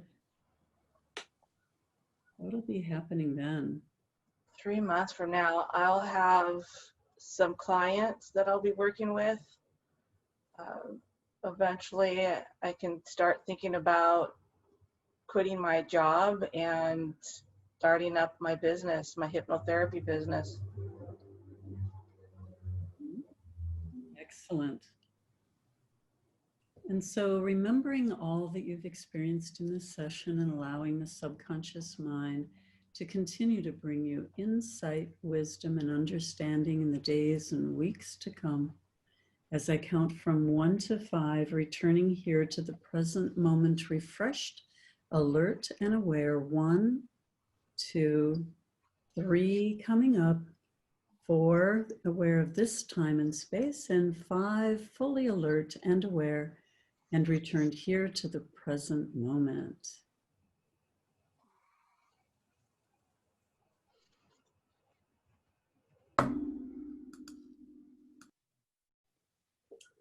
Hello. Hi, how you doing? I feel great. That was wonderful. Yeah, it really was. It was amazing. I feel like I've still got that really dynamic energy working in me right now, even. Yeah, well, you can continue to focus on that new Leah and just constantly stay inside of her, you know, and if you do feel like you've gone into old habits, just stop, take a breath, and, you know, envision her, step right back in again and carry on. Okay. She's got energy, huh? Yeah, that was amazing. Yeah. So it even goes to show, even though we made helpful suggestions to you and all of that, just still doing one technique, just the core transformation, just what we can really find as to, you know, the roots of why she was doing it. Everything else would have been kind of overpowering it, right? It's like, oh, I'm going to make this adventuresome. Oh, no, I'm going to make this, you know, I'm going to do these things. But now all she has to do is stay in that self-love, wrap herself in pink energy, and study. Yeah. Yeah, I feel more, I can feel I'm ready to do this. Like I don't want to put it off now. Let's get going. Yeah. Yeah. Bring it on. Thank you. Yeah, you're welcome. I'm excited for you. I really am. Me too. Yeah. So any questions for her or for me in anything you witnessed or? Come on, Eleanor, I know you have a question. No, it's just so simple, kind of getting to the deeper understanding of, I guess what I'm trying to say. It's, I guess, the separation of why you get distracted so you don't miss out on things, but then you find the thing that's more important and will bring you to a place of empowerment, really. It's just so simple. I mean, Yeah, right. yeah, it's like you're a totally different kind of person now because you're no longer distracted. You know what you want and you know why you want it. And that's more powerful than, feeling left out from something that might never be for you. Right. Yeah. Yeah. So I find that just so interesting. Yeah. Crazy. Yeah. You're glowing, Leah. You really are. You're just like radiating. I feel like I'm glowing and radiating, and so I will say this: once I realized why I was being distracted, and I realized it really wasn't anything that had any tangibility for me. Once I accepted that and felt it, then it was like, well, then what am I doing? Why am I shouldn't be ignoring something that's so much more important to me, has greater value. So it was like an awakening at that moment for me. And then going back and doing the pink light, that was just amazing. And going into the future Leah, the version that I want to be. Yeah. Yeah. And then timing it, 3 months, that I think that hit me really hard too, in a good way, seeing that in 3 months, I really totally could be doing this as a full-time business. And I'm dragging my feet if I don't pursue this goal that is really deep in my heart. So yeah, it was amazing. Yeah, it's exciting. Good. So you got to see the power of all of those techniques. Yes. So, I mean, we did the usual, safe space and sacred healing space, but then outcome therapy, core transformation, and then the role model and future pacing. So Yeah, it's a really that was amazing. powerful. Excellent. Good. Okay, any other questions? And then we'll take a break, but anybody have a question about any of that? No? So you just go down the chain, keep asking the same question. And then how I kind of modified it from the original you just go down and come back. So what I did was added the empowerment symbol at the bottom of the list, right? And you get that, and then you carry that back. And I think then that, helps to make it so you have both the trait and the empowerment symbol to carry. And I think that really helped to make it more, grounded and anchored to that. Okay, now somebody needs to think about, oh no, we were going to do Debbie. That's right. We're going to do Debbie Try with, something new. Yeah. you want to? Yeah, I do. Okay, well, we're going to do that. We're going to do object imagery with Debbie. And so let's take, can we do a 5-minute or you want 10 minutes? Just raise your hand, 5 or 10. 5's good. Both either. I don't really have much to do. Okay, Yeah, 5's good. Well, I'm going to duck out because I have to leave it too. on the hour anyway. So Oh, you do? Okay. I have to All go right. too. Well, you can watch the video. Recording, yeah. I will. Yeah, we are recording. Don't forget to record after the break. Yes, I'm just going to put it on pause, but if anybody wants to remind me, go ahead.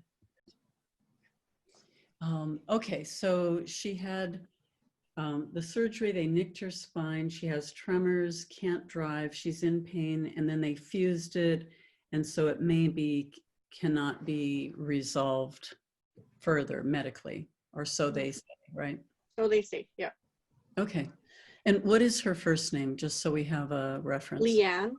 Okay. Leanne. And she's 40 something. 42-ish. I Okay. don't know. I forget. I actually have it here because, but if That's I have it, yeah, if it's important, I could look it up, but. Okay. All right. So go ahead and take a nice deep breath. Begin to relax. Just relaxing all the muscles in your body, allowing the chair to fully support you.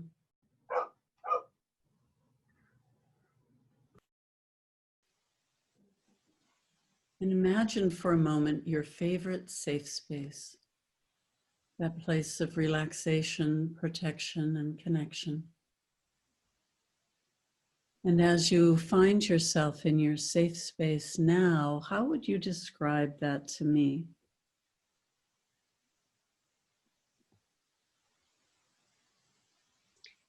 It is my yoga room. It is the east sun is coming up through the window. I'm facing it. It's warm. It's enveloping me. There's soft music playing.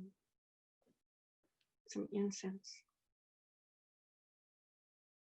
And just feeling the energy of that room and allowing yourself to really relax. And as you look around, you realize there's a gift that has been left there for you, a gift of empowerment that will be so helpful in this situation, in our journey today. And as you discover this gift, what is it? It's a red glass heart. And when you take this into your hands, how does it affect you? What happens? It makes me feel very warm.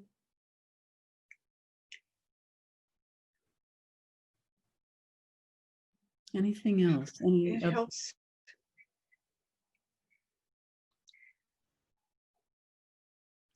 It's love overwhelming. Okay. In what way? It's so strong from both from me and to me.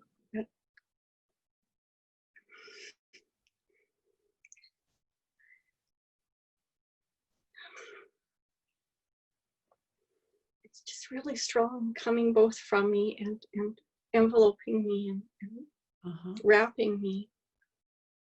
Okay. So really take that in. Just allow that energy to pass through you there.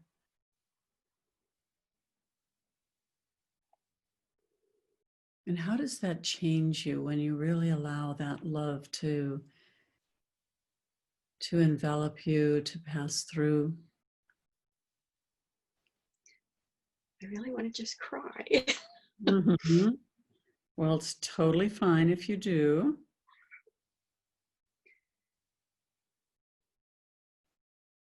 I want to share it.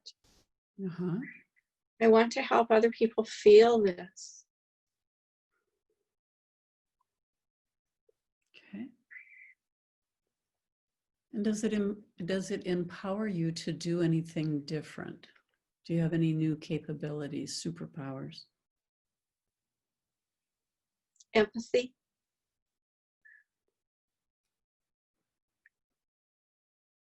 Understanding. Intuition.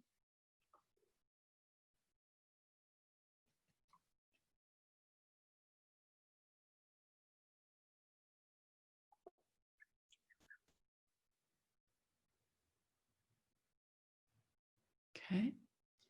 And so I would like for you to begin to meditate. And as I count from 3 to 1, teleporting to a sacred healing space, 3, 2, 1. And how would you describe this sacred healing space? It's my space in the forest. There's a stump to sit on. There's a creek close by. The sun is dappling through the trees. The energy is very positive and strong. Okay. And I would Everything's so green. Okay, good. And I would like for you to invite Leanne to join you there in this sacred healing space. And when she comes and joins you there, what is it you notice about her?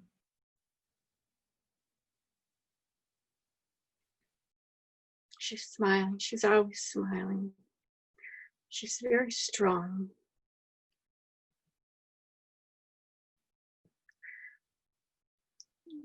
Her head is constantly moving. It is part of her now. She's had it for a while. Okay.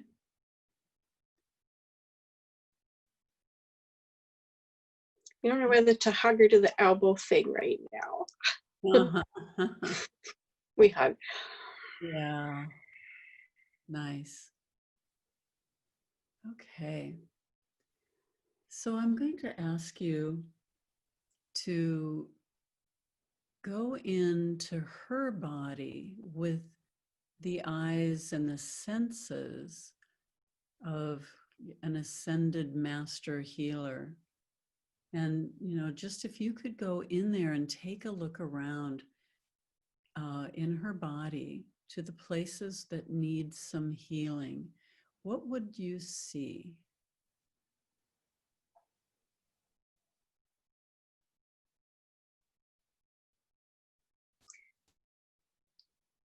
It's not all in her spine. It's a little bit on where the shoulder meets the back. Okay.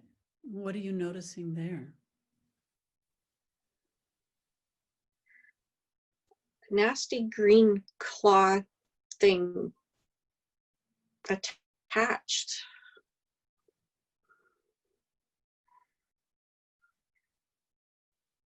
Okay. And what else do you know about that or observe?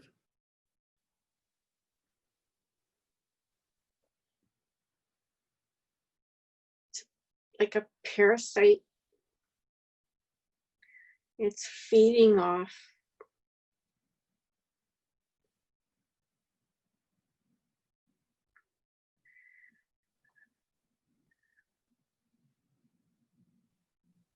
Her spinal fluid.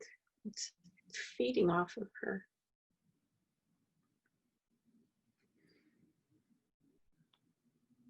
Can you communicate with it to find out why it's there and what it's doing?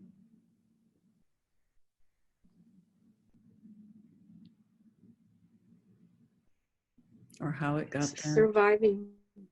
Uh-huh.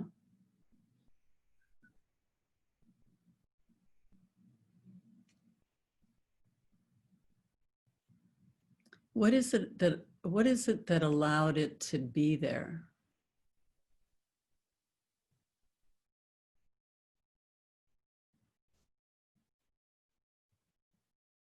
Her loss of self. Her family is always first before her. Actually, even more instead of her. Mm-hmm. It was a vulnerability that allowed it to get there. That not taking care of herself left her open. Okay. What else do you know? What else can you find out?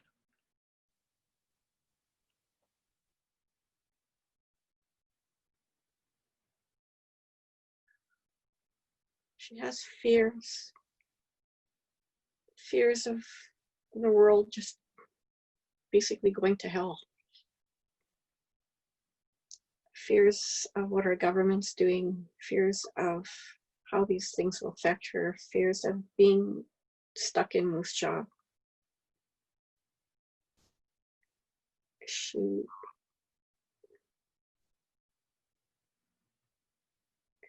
lives those.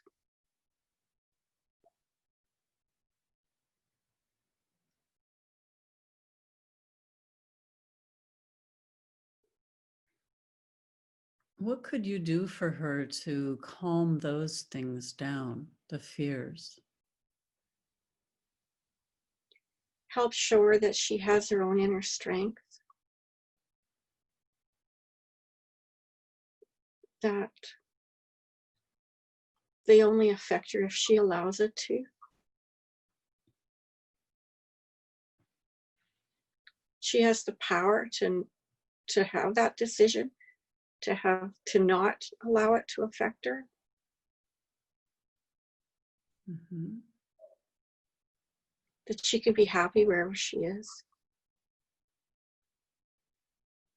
To understand she has choices.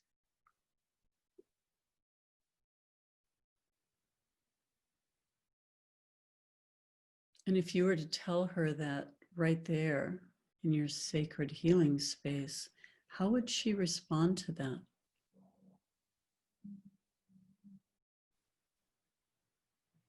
She's resistant. Why It's hard for her to believe.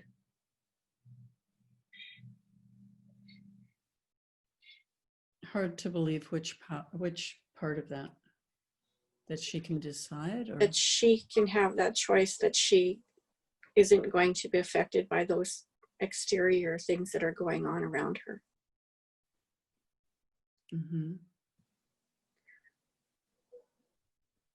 Ask her if it benefits her to be worried about it, if she has no power in this situation. Does it benefit her?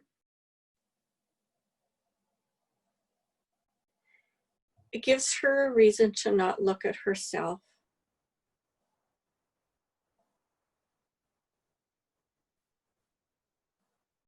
To keep her eyes on those exterior things. To keep her mind on those rather than on herself.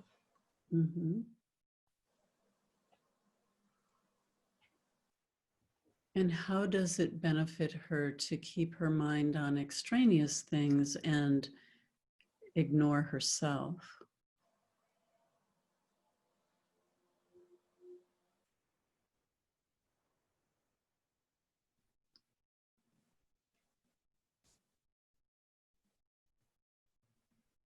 It's just not the time.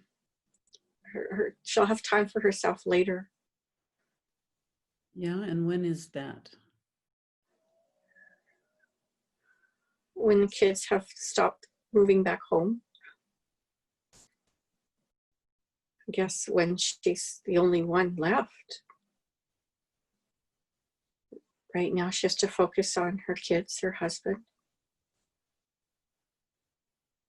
And if they're not the full focus, then again, it's those exterior things that she can change her focus to rather than herself. It's just not time.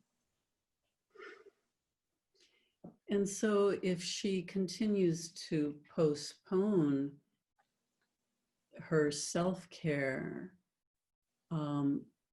what is the benefit of that?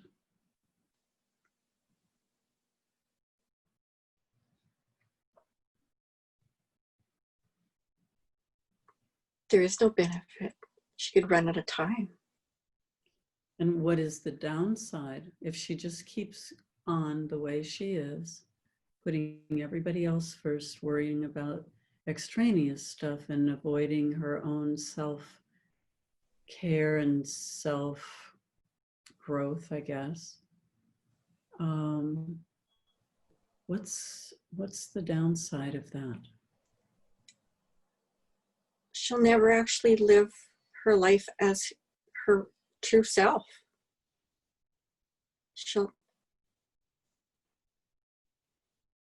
But then she'll have to find her true self again. That seems too hard right now. Okay. So is she aware of this parasite at some level? Is she aware of it? Yeah, she is. Ask her what she knows about it.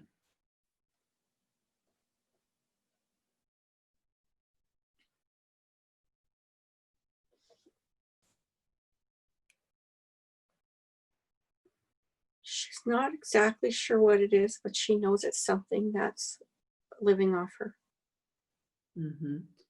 And ask her, is that okay with her?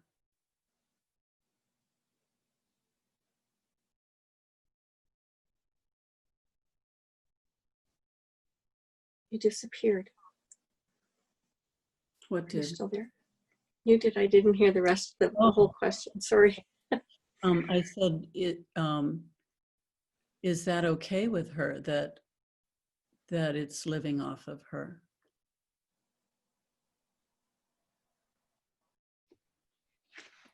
No. Ask her what she wants to do about it.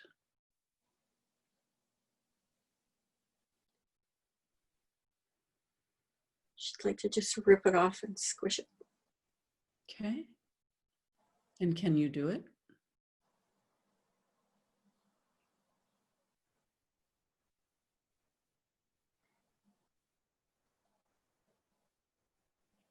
Yes. Okay. So as you do that, what happens?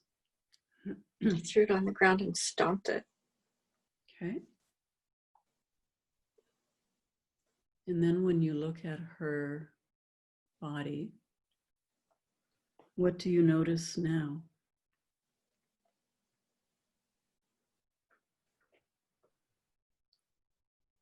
She has some leftover marks that will need to heal, but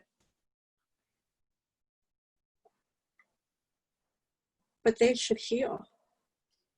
They Go they don't seem to be so deep. Okay. So go ahead and start the healing process. How would you do that? I would be the conduit for energy of the higher being. Okay. Would your red heart help at all? My red heart would help a lot. Okay. So what are you going to do with that? I'm going to direct the energy through me, through the heart, and into her, and allow it to do what it needs to do.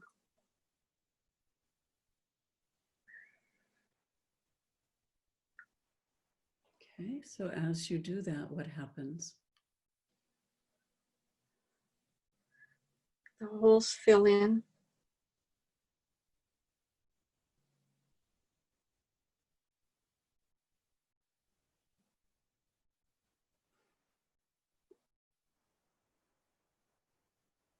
The fusion starts crumbling.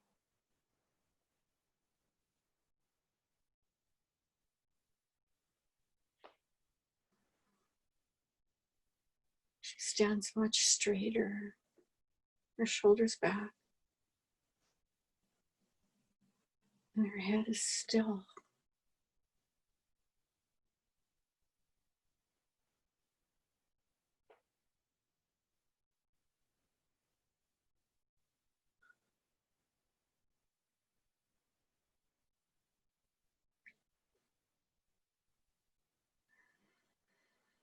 And then what do you notice?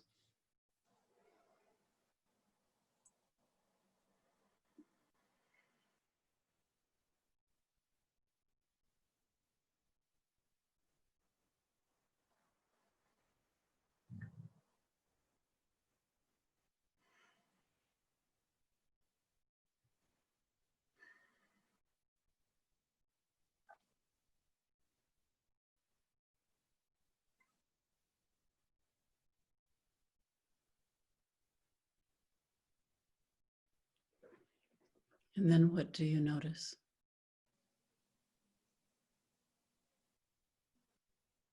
She's feeling the back of her neck. It feels so different to her.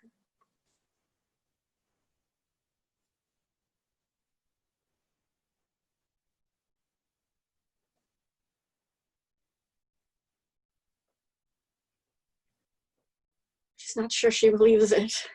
Mm-hmm.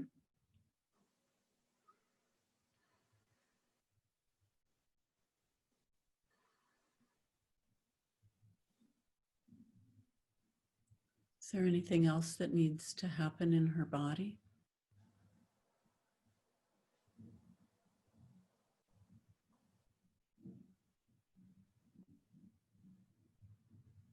Just to allow the energy to flow through and help to rebalance everything again.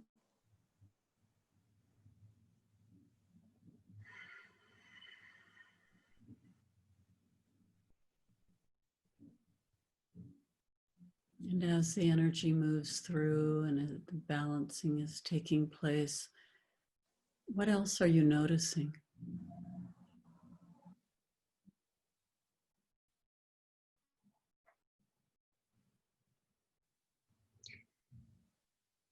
She looks younger. She's more alive. There's a shine.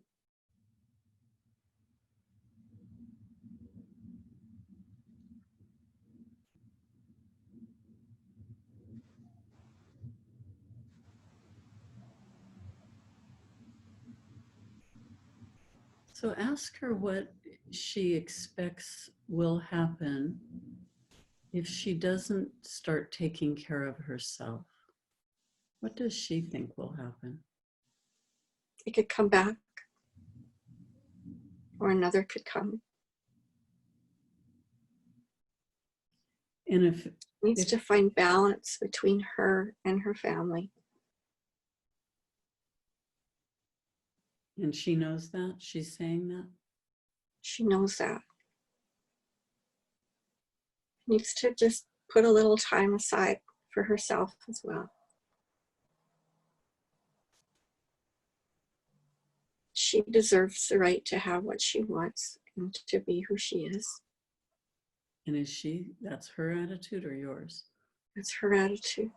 She gets that. Okay.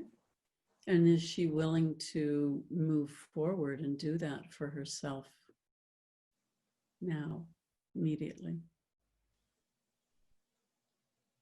She wants to, she thinks she's going to need some help in the future, though. Reminding, it's old habits. Okay. And is it true for her that there's a part of her that wants to take care of herself and a part of her that resists that then?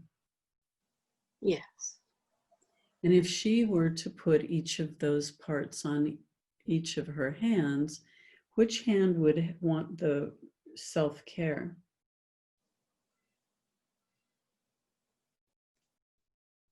It would be her left hand. Okay. And the right hand is resisting? Resisting. Okay. So have her put them on their respective hands. And when she's done so, let's go in the right hand that has the resistance to her self-care and has been kind of, running the show here for a while and keeping her from that. And if she were completely in that side, from that perspective, and she was going to debate her side of the story or her side of this opinion, right hand, why do you want to resist the self-care? I don't have time. I need to look after my husband. He has MS. I need to look after my kids. I have to be there for them all the time. I have to stay here in Moose Jaw for them. I can't move to where I want to live.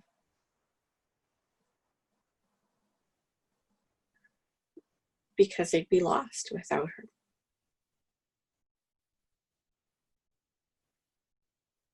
Anything else, right hand?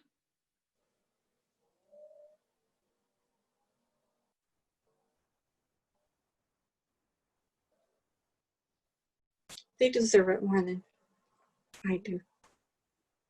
And why is that?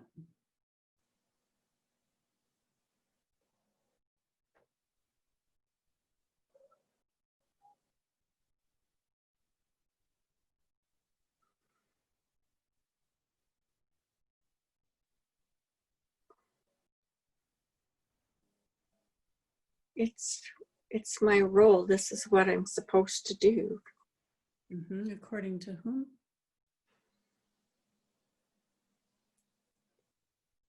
It's the way my parents did it. It's the way my mom did it. She showed me that that's what my purpose is. Mm-hmm. Did that work out well for her? She never had a life of her own, not really. Mm-hmm. And is that what No. you're choosing? Well, right hand, I guess you are choosing that, aren't you? Yes. Okay, so let's come out of there and go over to the left side. And left hand, what do you want to say about this? You've been wanting to do some self-care. So what do you have to say? My children are adults.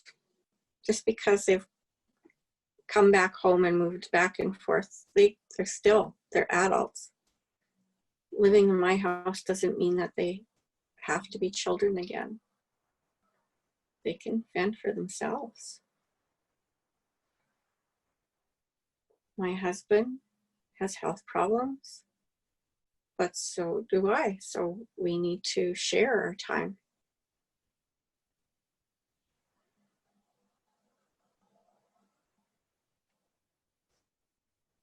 If I were to move back home where I want to be, my kids can decide whether they want to move with us or stay. They're old enough.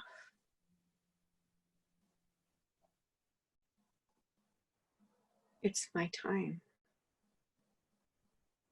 Anything else you want to say, Left Hand? I've given them a lot. I deserve this.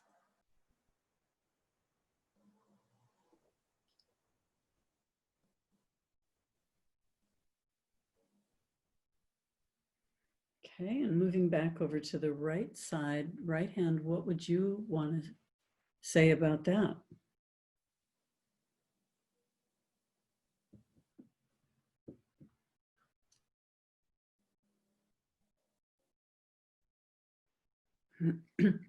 Even adult children, they still depend on you.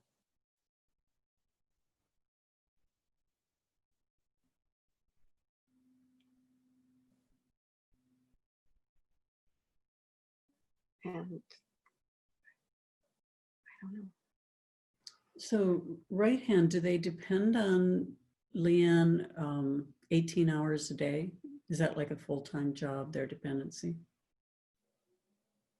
It is not. Hmm. They are adults. That's true. They do work. They go out. They're away from the house. Mm-hmm. So no. So, okay. So Left hand, what do you want to say now?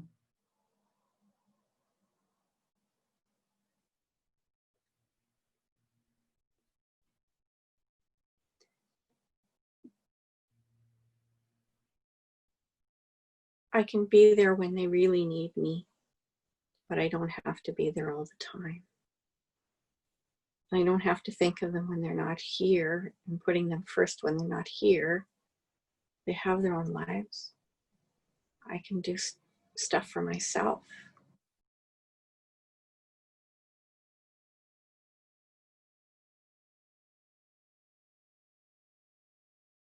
Mm-hmm. How many hours a day do you have time to do stuff for yourself when you're not in demand?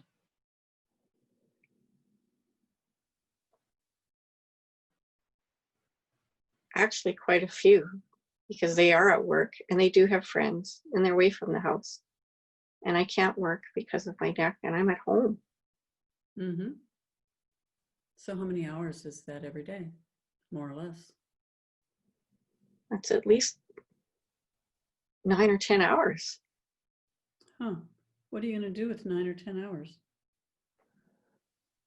Stop focusing on everything that I'm doing and focusing that it's for them. Uh-huh. So what are you going to do?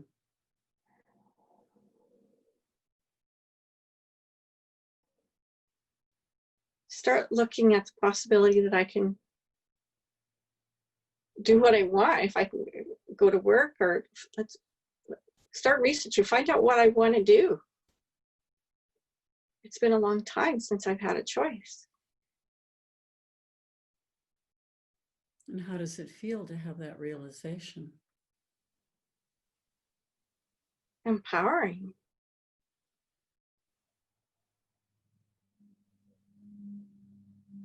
Okay, so let's go to the right side, right hand.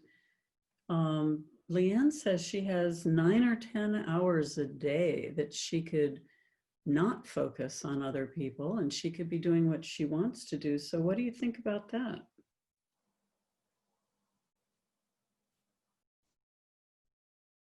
I think we could give some of that. We could, still make meals and clean whatever that I do for them, but that's not going to take up even half. I can start looking at what I want to do. And if I want to go back to work, I will go back to work. If I want to create a hobby for myself, if I want to start preparing to move and go back to where I want to live, I can do that.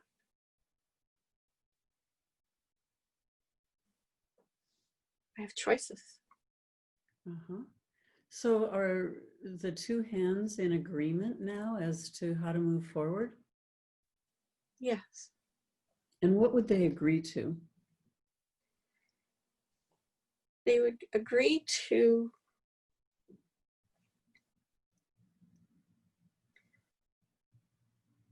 at least half or 3/4 of that time to start spending on myself.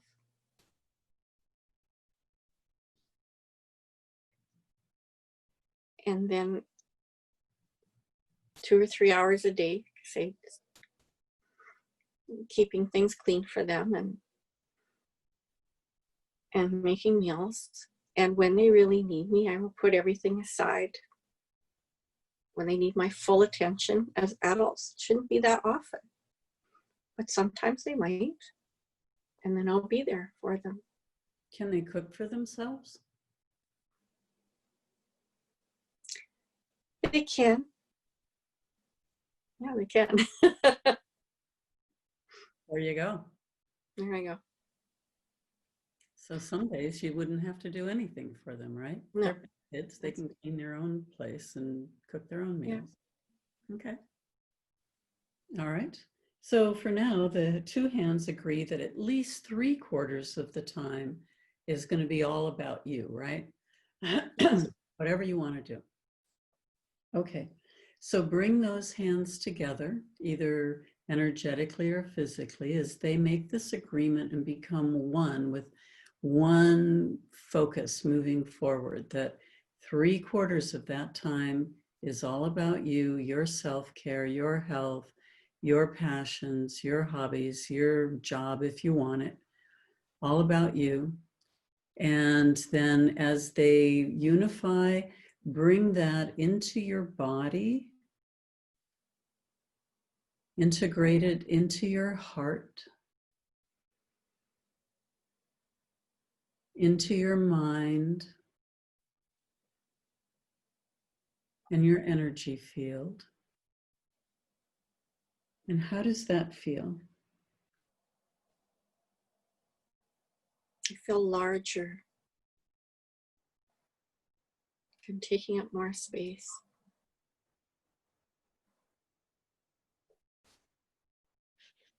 Okay. And just to check in, if you go to that space around the shoulder and the spine and the back and that whole area, what's happening over there?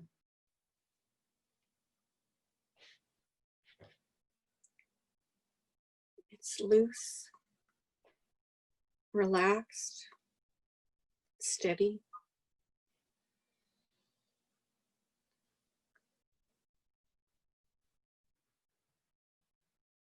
And it doesn't hurt. Okay. And it's clear and it's healed. Yes. Excellent. So is there anything else that we need to do around this injury, this surgery?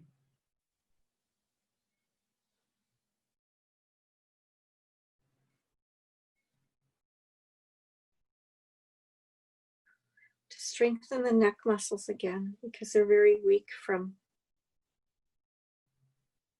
the damage that was done, and not being able to hold up her neck as they should. It hasn't been used as it should be. We've weakened. Mm-hmm. Anything else? No. Okay. So thanking her for her participation today.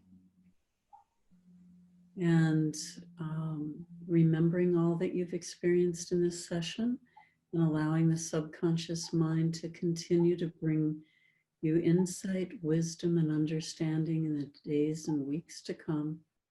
As I count from 1 to 5, returning here to the present moment, refreshed, alert, and aware. 1, 2, 3, coming up. 4, aware of this time and space, and 5, fully alert and returned here to the present moment.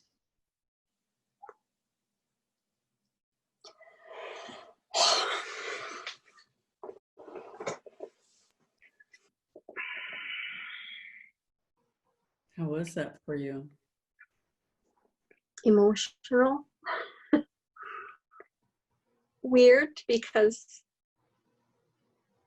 I'm a very different person than she is, and being in there and looking at things the way that she does. I don't. So you could really feel that shift over into her perspectives, huh? Yeah, yeah.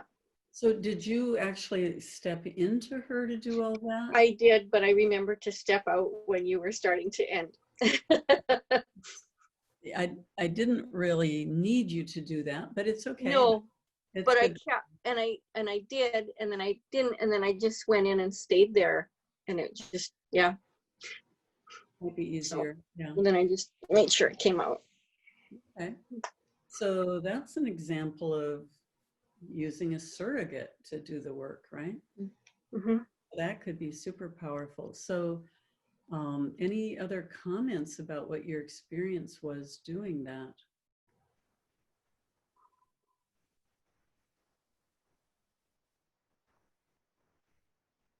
I don't know. Right now, there's just an overwhelming lot of feelings. Yeah, okay. So do either of you, Eleanor or Leah, have questions for Debbie?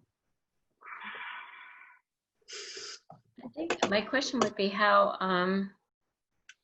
much of that did you feel? Like, did you feel her body? Did you feel the attachment? Did you feel any kind of discomfort at all with that in your own body? I wasn't in when she had the attachment. Oh. I kept going back and forth, not by choice. It just kind of would happen. Mm-hmm. But it was because I wasn't in when we did the hands either, because that's why I had to figure out what I was facing her, so I had to think about which hands she was showing me. I don't know why I bounced in and out depending on what I was doing. I didn't answer the question you asked. What was the question? Yeah, I was wondering if you felt any discomfort, I guess, when you were in her. Did you feel any discomfort? Not discomfort, just, it was just so strange, because I'm exactly almost the opposite type of person, where I am almost, well, I give my kids and husband kind of what they need, but I'm very self-absorbed. The opposite. Yeah. It was very different. It was neat feeling that other perspective, like really feeling it. It wasn't just empathy, it was feeling someone else's complete perspective on things. Mm-hmm. Yeah. It's a good learning experience, because now Mm-hmm. you know what that is, and you have more choices in your life too. You know, if you want to go that way or not. Probably not, but but really know what it's like to be so selfless. Mm-hmm. And the downsides of that. You know, Yeah. I don't know if we talked about it in this class, but I call it sacred selfishness. Mm-hmm. You know, Right. filling up your own cup first, you know, and then having that generosity from the overflow, so that you're not, you know, diminishing and dwindling away, and then you'll be no help to anybody, right? Right. You have to have that replenishment, value for value kind of thing. So what'll be interesting is to see what happens with her. Yeah. So Yes. I'm leaning towards you not saying anything to her, and just having her tell you if she's noticing anything different, or noticing some improvements or something. When will you see her again? On the next really nice day, because we're going to go, there's a big park here with a thing we're going to, walking through it, so could be in the next few days. But, Okay, yeah, cool. she likes the fall leaves and stuff, and she can't drive, so I said that I would take her, we'll go walk. Okay, cool. It'll be interesting. Well, do keep us posted. I'm I will. extremely curious now. Mhm. I mean, she Yeah, may notice I it, am too. or it could be super powerful. It's Mhm. hard to say. I mean, um, it's hard to say if the fused bones, you know, you said they were crumbling or whatever. I mean, there could be some shift there, but who knows? But Who knows? hopefully that thing is gone and nothing's going to replace it. the, the parasite, you know, so she's going to have to, you know, maybe keep working with her around self-care so that she doesn't slide backward where it could attract something again. Right. So the levels where this could work is, can it work on a physical level? I'm sure on an emotional level and a level of her self-confidence, and just all of a sudden really deciding, no, I got to move now. I get that feeling that the move is going to really show that self-care and doing Right. what she wants to do for herself. But the physical part, I'm wondering how often does that change a physical situation? This process. It can. It's a little farther fetched, but we can have physical differences. Now, whether it's overnight and the bone is no longer fused, Yeah. you know, I wouldn't be holding my breath particularly, but I've had people go into recession with MS and cancer, you know, where because they understood the message that the body had for them, and the body didn't have to do it anymore. So it just said, okay, well, I don't have to give you cancer again, right? It's hard to say when it comes to surgeries and it's been manipulated. Yeah. You know, Right. Yeah. that's a harder one to deal with. But on the other hand, Why not? you know, really, when we get later in this course, we're going to be talking about parallel universes. And so a really good movie to watch or a book to read is The Elegant Universe by,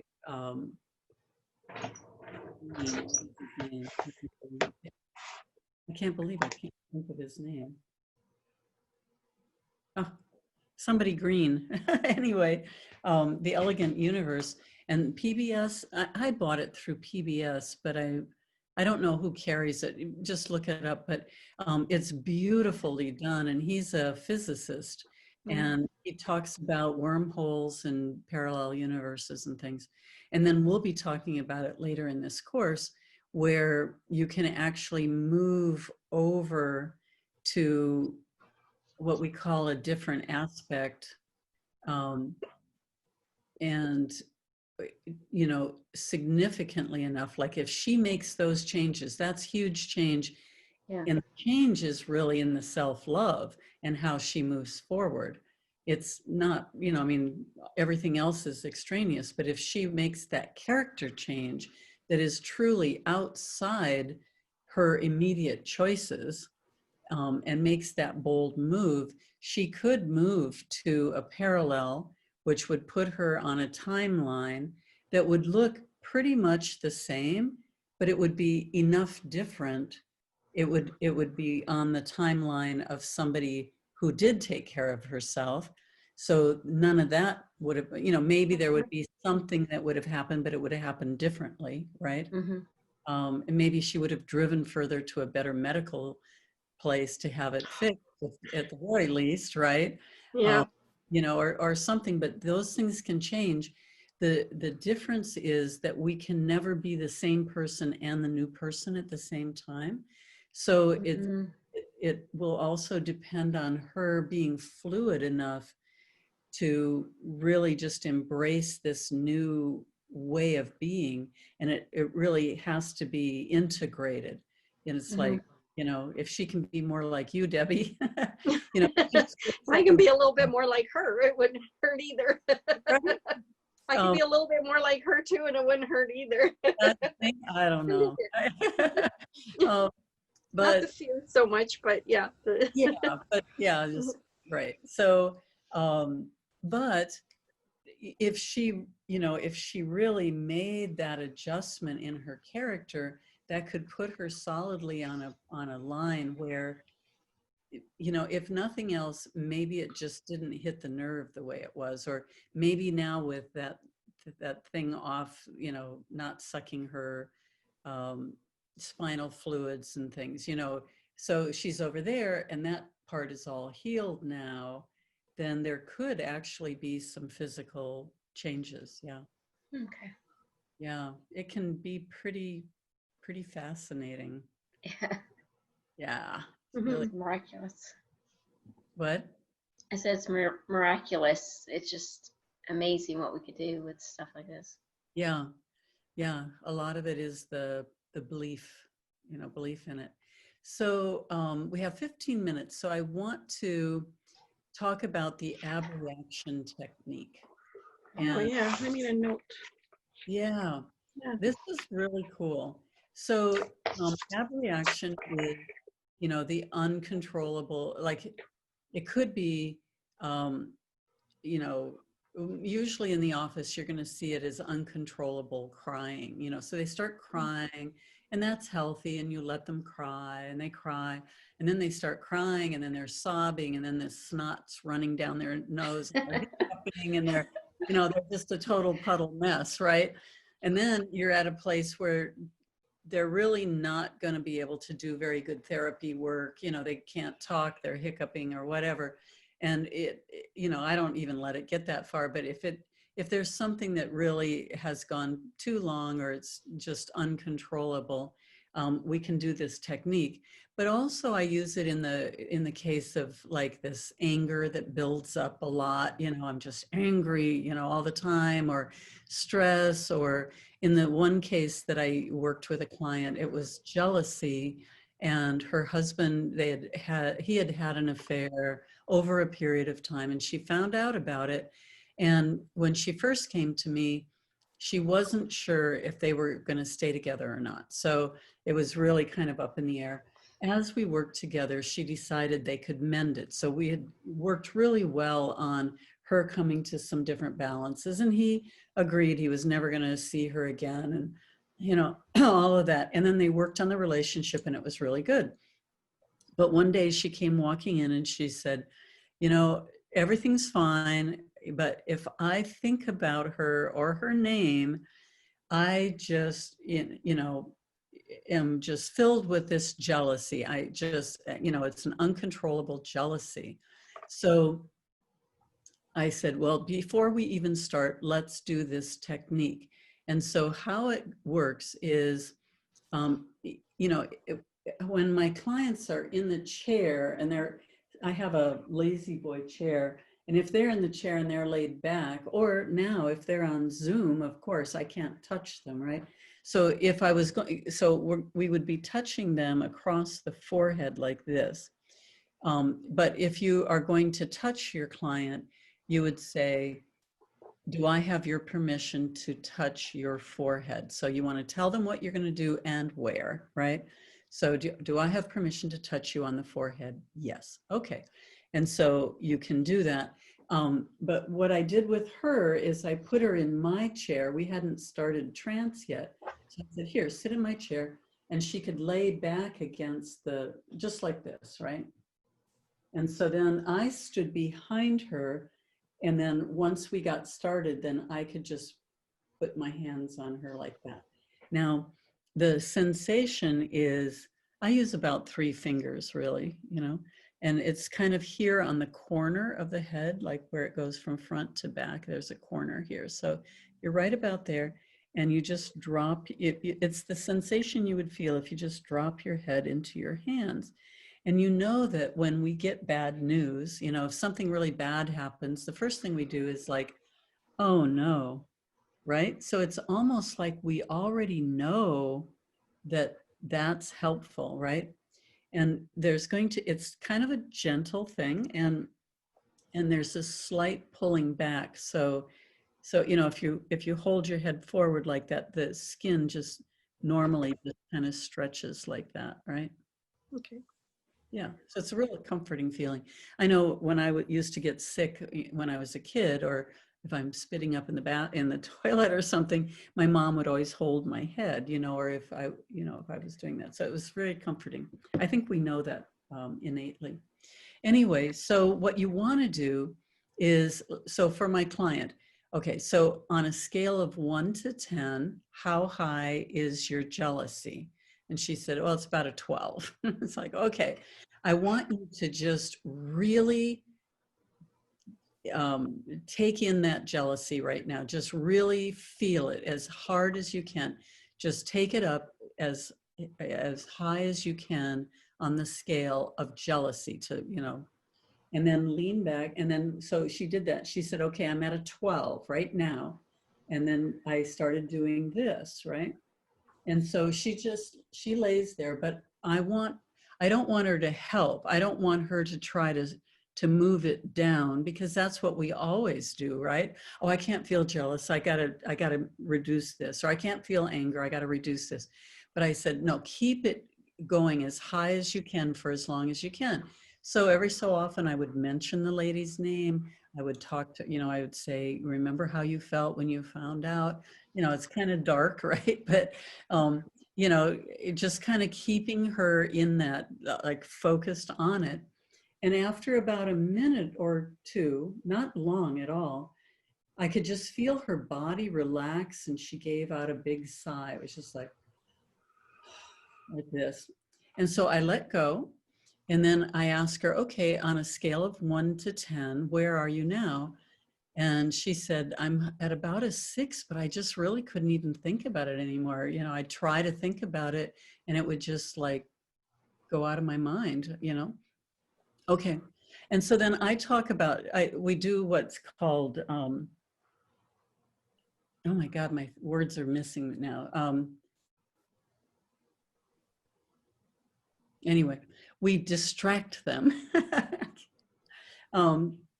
Oh my God, what is this word? Anyway, so I just start talking about something else. Oh, what are your kids doing this weekend? Or, do you have any plans? Or tell me about your vacation you just went on. And so we talk a little bit, and then I come back and I go, you remember this woman, and remember how you were feeling and all this, and what are you feeling now on a scale of 1 to 10? If you can really bring it up, and she'll say, well, I can get it up to a 10 now. I can get it back to a 10. Okay, lean back. And then I start that again. Keep it up at a 10 as best you can. So we did it again. And after about a minute, she goes, okay, I can't even think about it. It's gone. Okay, so then we distract her again. And then, on a scale of 1 to 10, kind of go through the same thing. And we kept bringing it down and down and down and down until it was at about a 2. And then she couldn't get it any higher. She said, you know what? It's past. We're good. It doesn't even bother me. And it was just completely gone. And I worked with her for probably a year and a half. And, they ended up moving, and she wrote to me later and, checked in with me, and she said, no, it's all good. And, I don't have any of those feelings or anything. So typically the response is that it'll never get that high again. Whatever you're working on, when it's gone, if it's really gone, if you've done the work, it will not return to that high level of trauma. So you don't want to do this for something that really makes you happy, or you're all passionate, excited about your purpose. And, no, you don't want to do that. But, if you're really agitated about something and jealous or angry or, upset, have anxiety or stress, do that. And same with your clients. If they're uncontrollably crying or, upset about something, you could do that, because then it brings them, first of all, it lowers the Richter scale of that trigger, but also it brings them down to a place where they can start actually doing therapy that will work, right? Because if they're just crying out of control and flooded with emotions, you're really just not going to get any work done. So, yes, Eleanor. Yeah, when I move forward, So, if this works so easily, you know, would they need therapy on certain situations, or is this something to wrap up a situation? Like she said, you said she worked with you for quite a while, and then this was like a last thing that was just bothering her, and she wanted to Right. get rid of. Right. So it just depends on where you need it in the process, right? Okay. So for her, you know, we were doing all the other work, and then she expressed, well, I still have this. So that was what we worked on. If she came in and just said, I think I'm going to kill somebody, you know, obviously, then there's other Yeah. issues, but, you know, I'm just, you know, out of my mind, we would have done it earlier in the sessions, you know, earlier in our therapy process. But she just, you know, that just hadn't come up like that.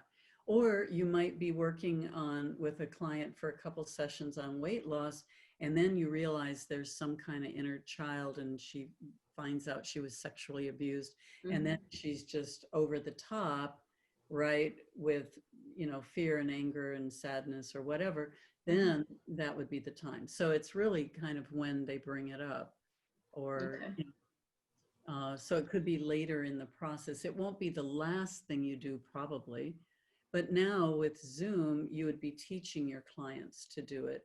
So you might sit with them while they do it through one round, and then, you know, explain that they could be doing this. You know, if you're constantly, you know, in road rage, you know, pull over on the side of the road and do this till it's done, right? And then you can drive and have a good time, right? I'm thinking about teenagers or kids in general, how they get so angry and upset about things. And if there's a counselor or somebody at school that could actually use this technique just to calm them down, I think that's just, again, and a pretty amazing technique. I know. Yeah. So I want you to try and work with this either for yourself or somebody you know, and see the results of this, because it's really, you know, in class, we would always do it on each other. You know, I'd have everybody get in pairs and do that. So you guys could, you know, get a Skype call going or something, and then, you know, two by two, and do that for each other. And I guess you just kind of guide them through it just to practice guiding. But you could also, first of all, experience it for yourself. So just find something, you know, you know, it all, you know, every time I think that my mom did this, you know, it pisses me off, and I just, you know, and so now I'm just going to take care of it, right? Or my husband or whatever. But just find something that just kind of takes your emotions up there. Try to make it as bad as you can, and then do it and see if it's something that just doesn't bother you anymore. Yeah. Okay. Other questions? I did have one the other day when I was working on a friend. The Skype cut out, and then so when she came back on, it was on her side that got cut out. So when she came back on, I was trying to get her to sit down again and relax and get back in trance, but she was pretty much like, I don't know, she didn't want to. I don't know if she didn't want to or what, but I was wondering how to get somebody back in a trance, or should we just kind of stop the session there? Well, it kind of depends on what you were in the middle of doing, right? Okay. Now, you know, some clients are a little more high strung than others, and that might just be what sets them off, right? But I would talk to her and just say, okay, well, how do you feel about that? I'm sorry this happened, but you know, right now, if you were to just describe what you're feeling or experiencing, what's going on, you know, and kind of try to calm it down anyway. And then say, well, you know, I'd like to go back into trance if you would. And if she says no, just say, well, okay, well, you know, how are you doing with the work that we did? You know, just kind of put it into a little envelope. Or you could just say, well, you know, before we quit, I would like to at least bring you out of trance, or can I just put you back in your safe space again before we end the call today, just so it's a nice pleasant place. I mean, you can be kind of creative about it. If they just say, I don't want to do that again, then, you know, you can't force them, right? Yeah. So you just try to make it feel as good as possible. And then, you know, and set up, you know, well, let's try it again. And then next time, you know, and then you could tell them, well, next time, why don't you reboot your computer before we start and make sure you're in a good internet spot, so that we don't have this trouble again. Yeah. Okay. Yeah, there's no set formula for that one. You know? Yeah. Yeah, we're all kind of wading our way through this whole electronic therapy thing. So, yeah. Okay. So, any other questions before we close for today? That's We're good, and you're ready to study for next week. Yes, I am. Leah is for sure. Leah's on it. Can we hang up yeah, for so I can people. go study? All right. All right, and then we want to Okay, hear from Debbie too about See what Yeah. happens Yeah. here. Yeah. I just can't wait to hear that. Okay, ladies. Well, thank you very much, and I will see you next week. Okay. Thank Good you. night. Bye. Bye.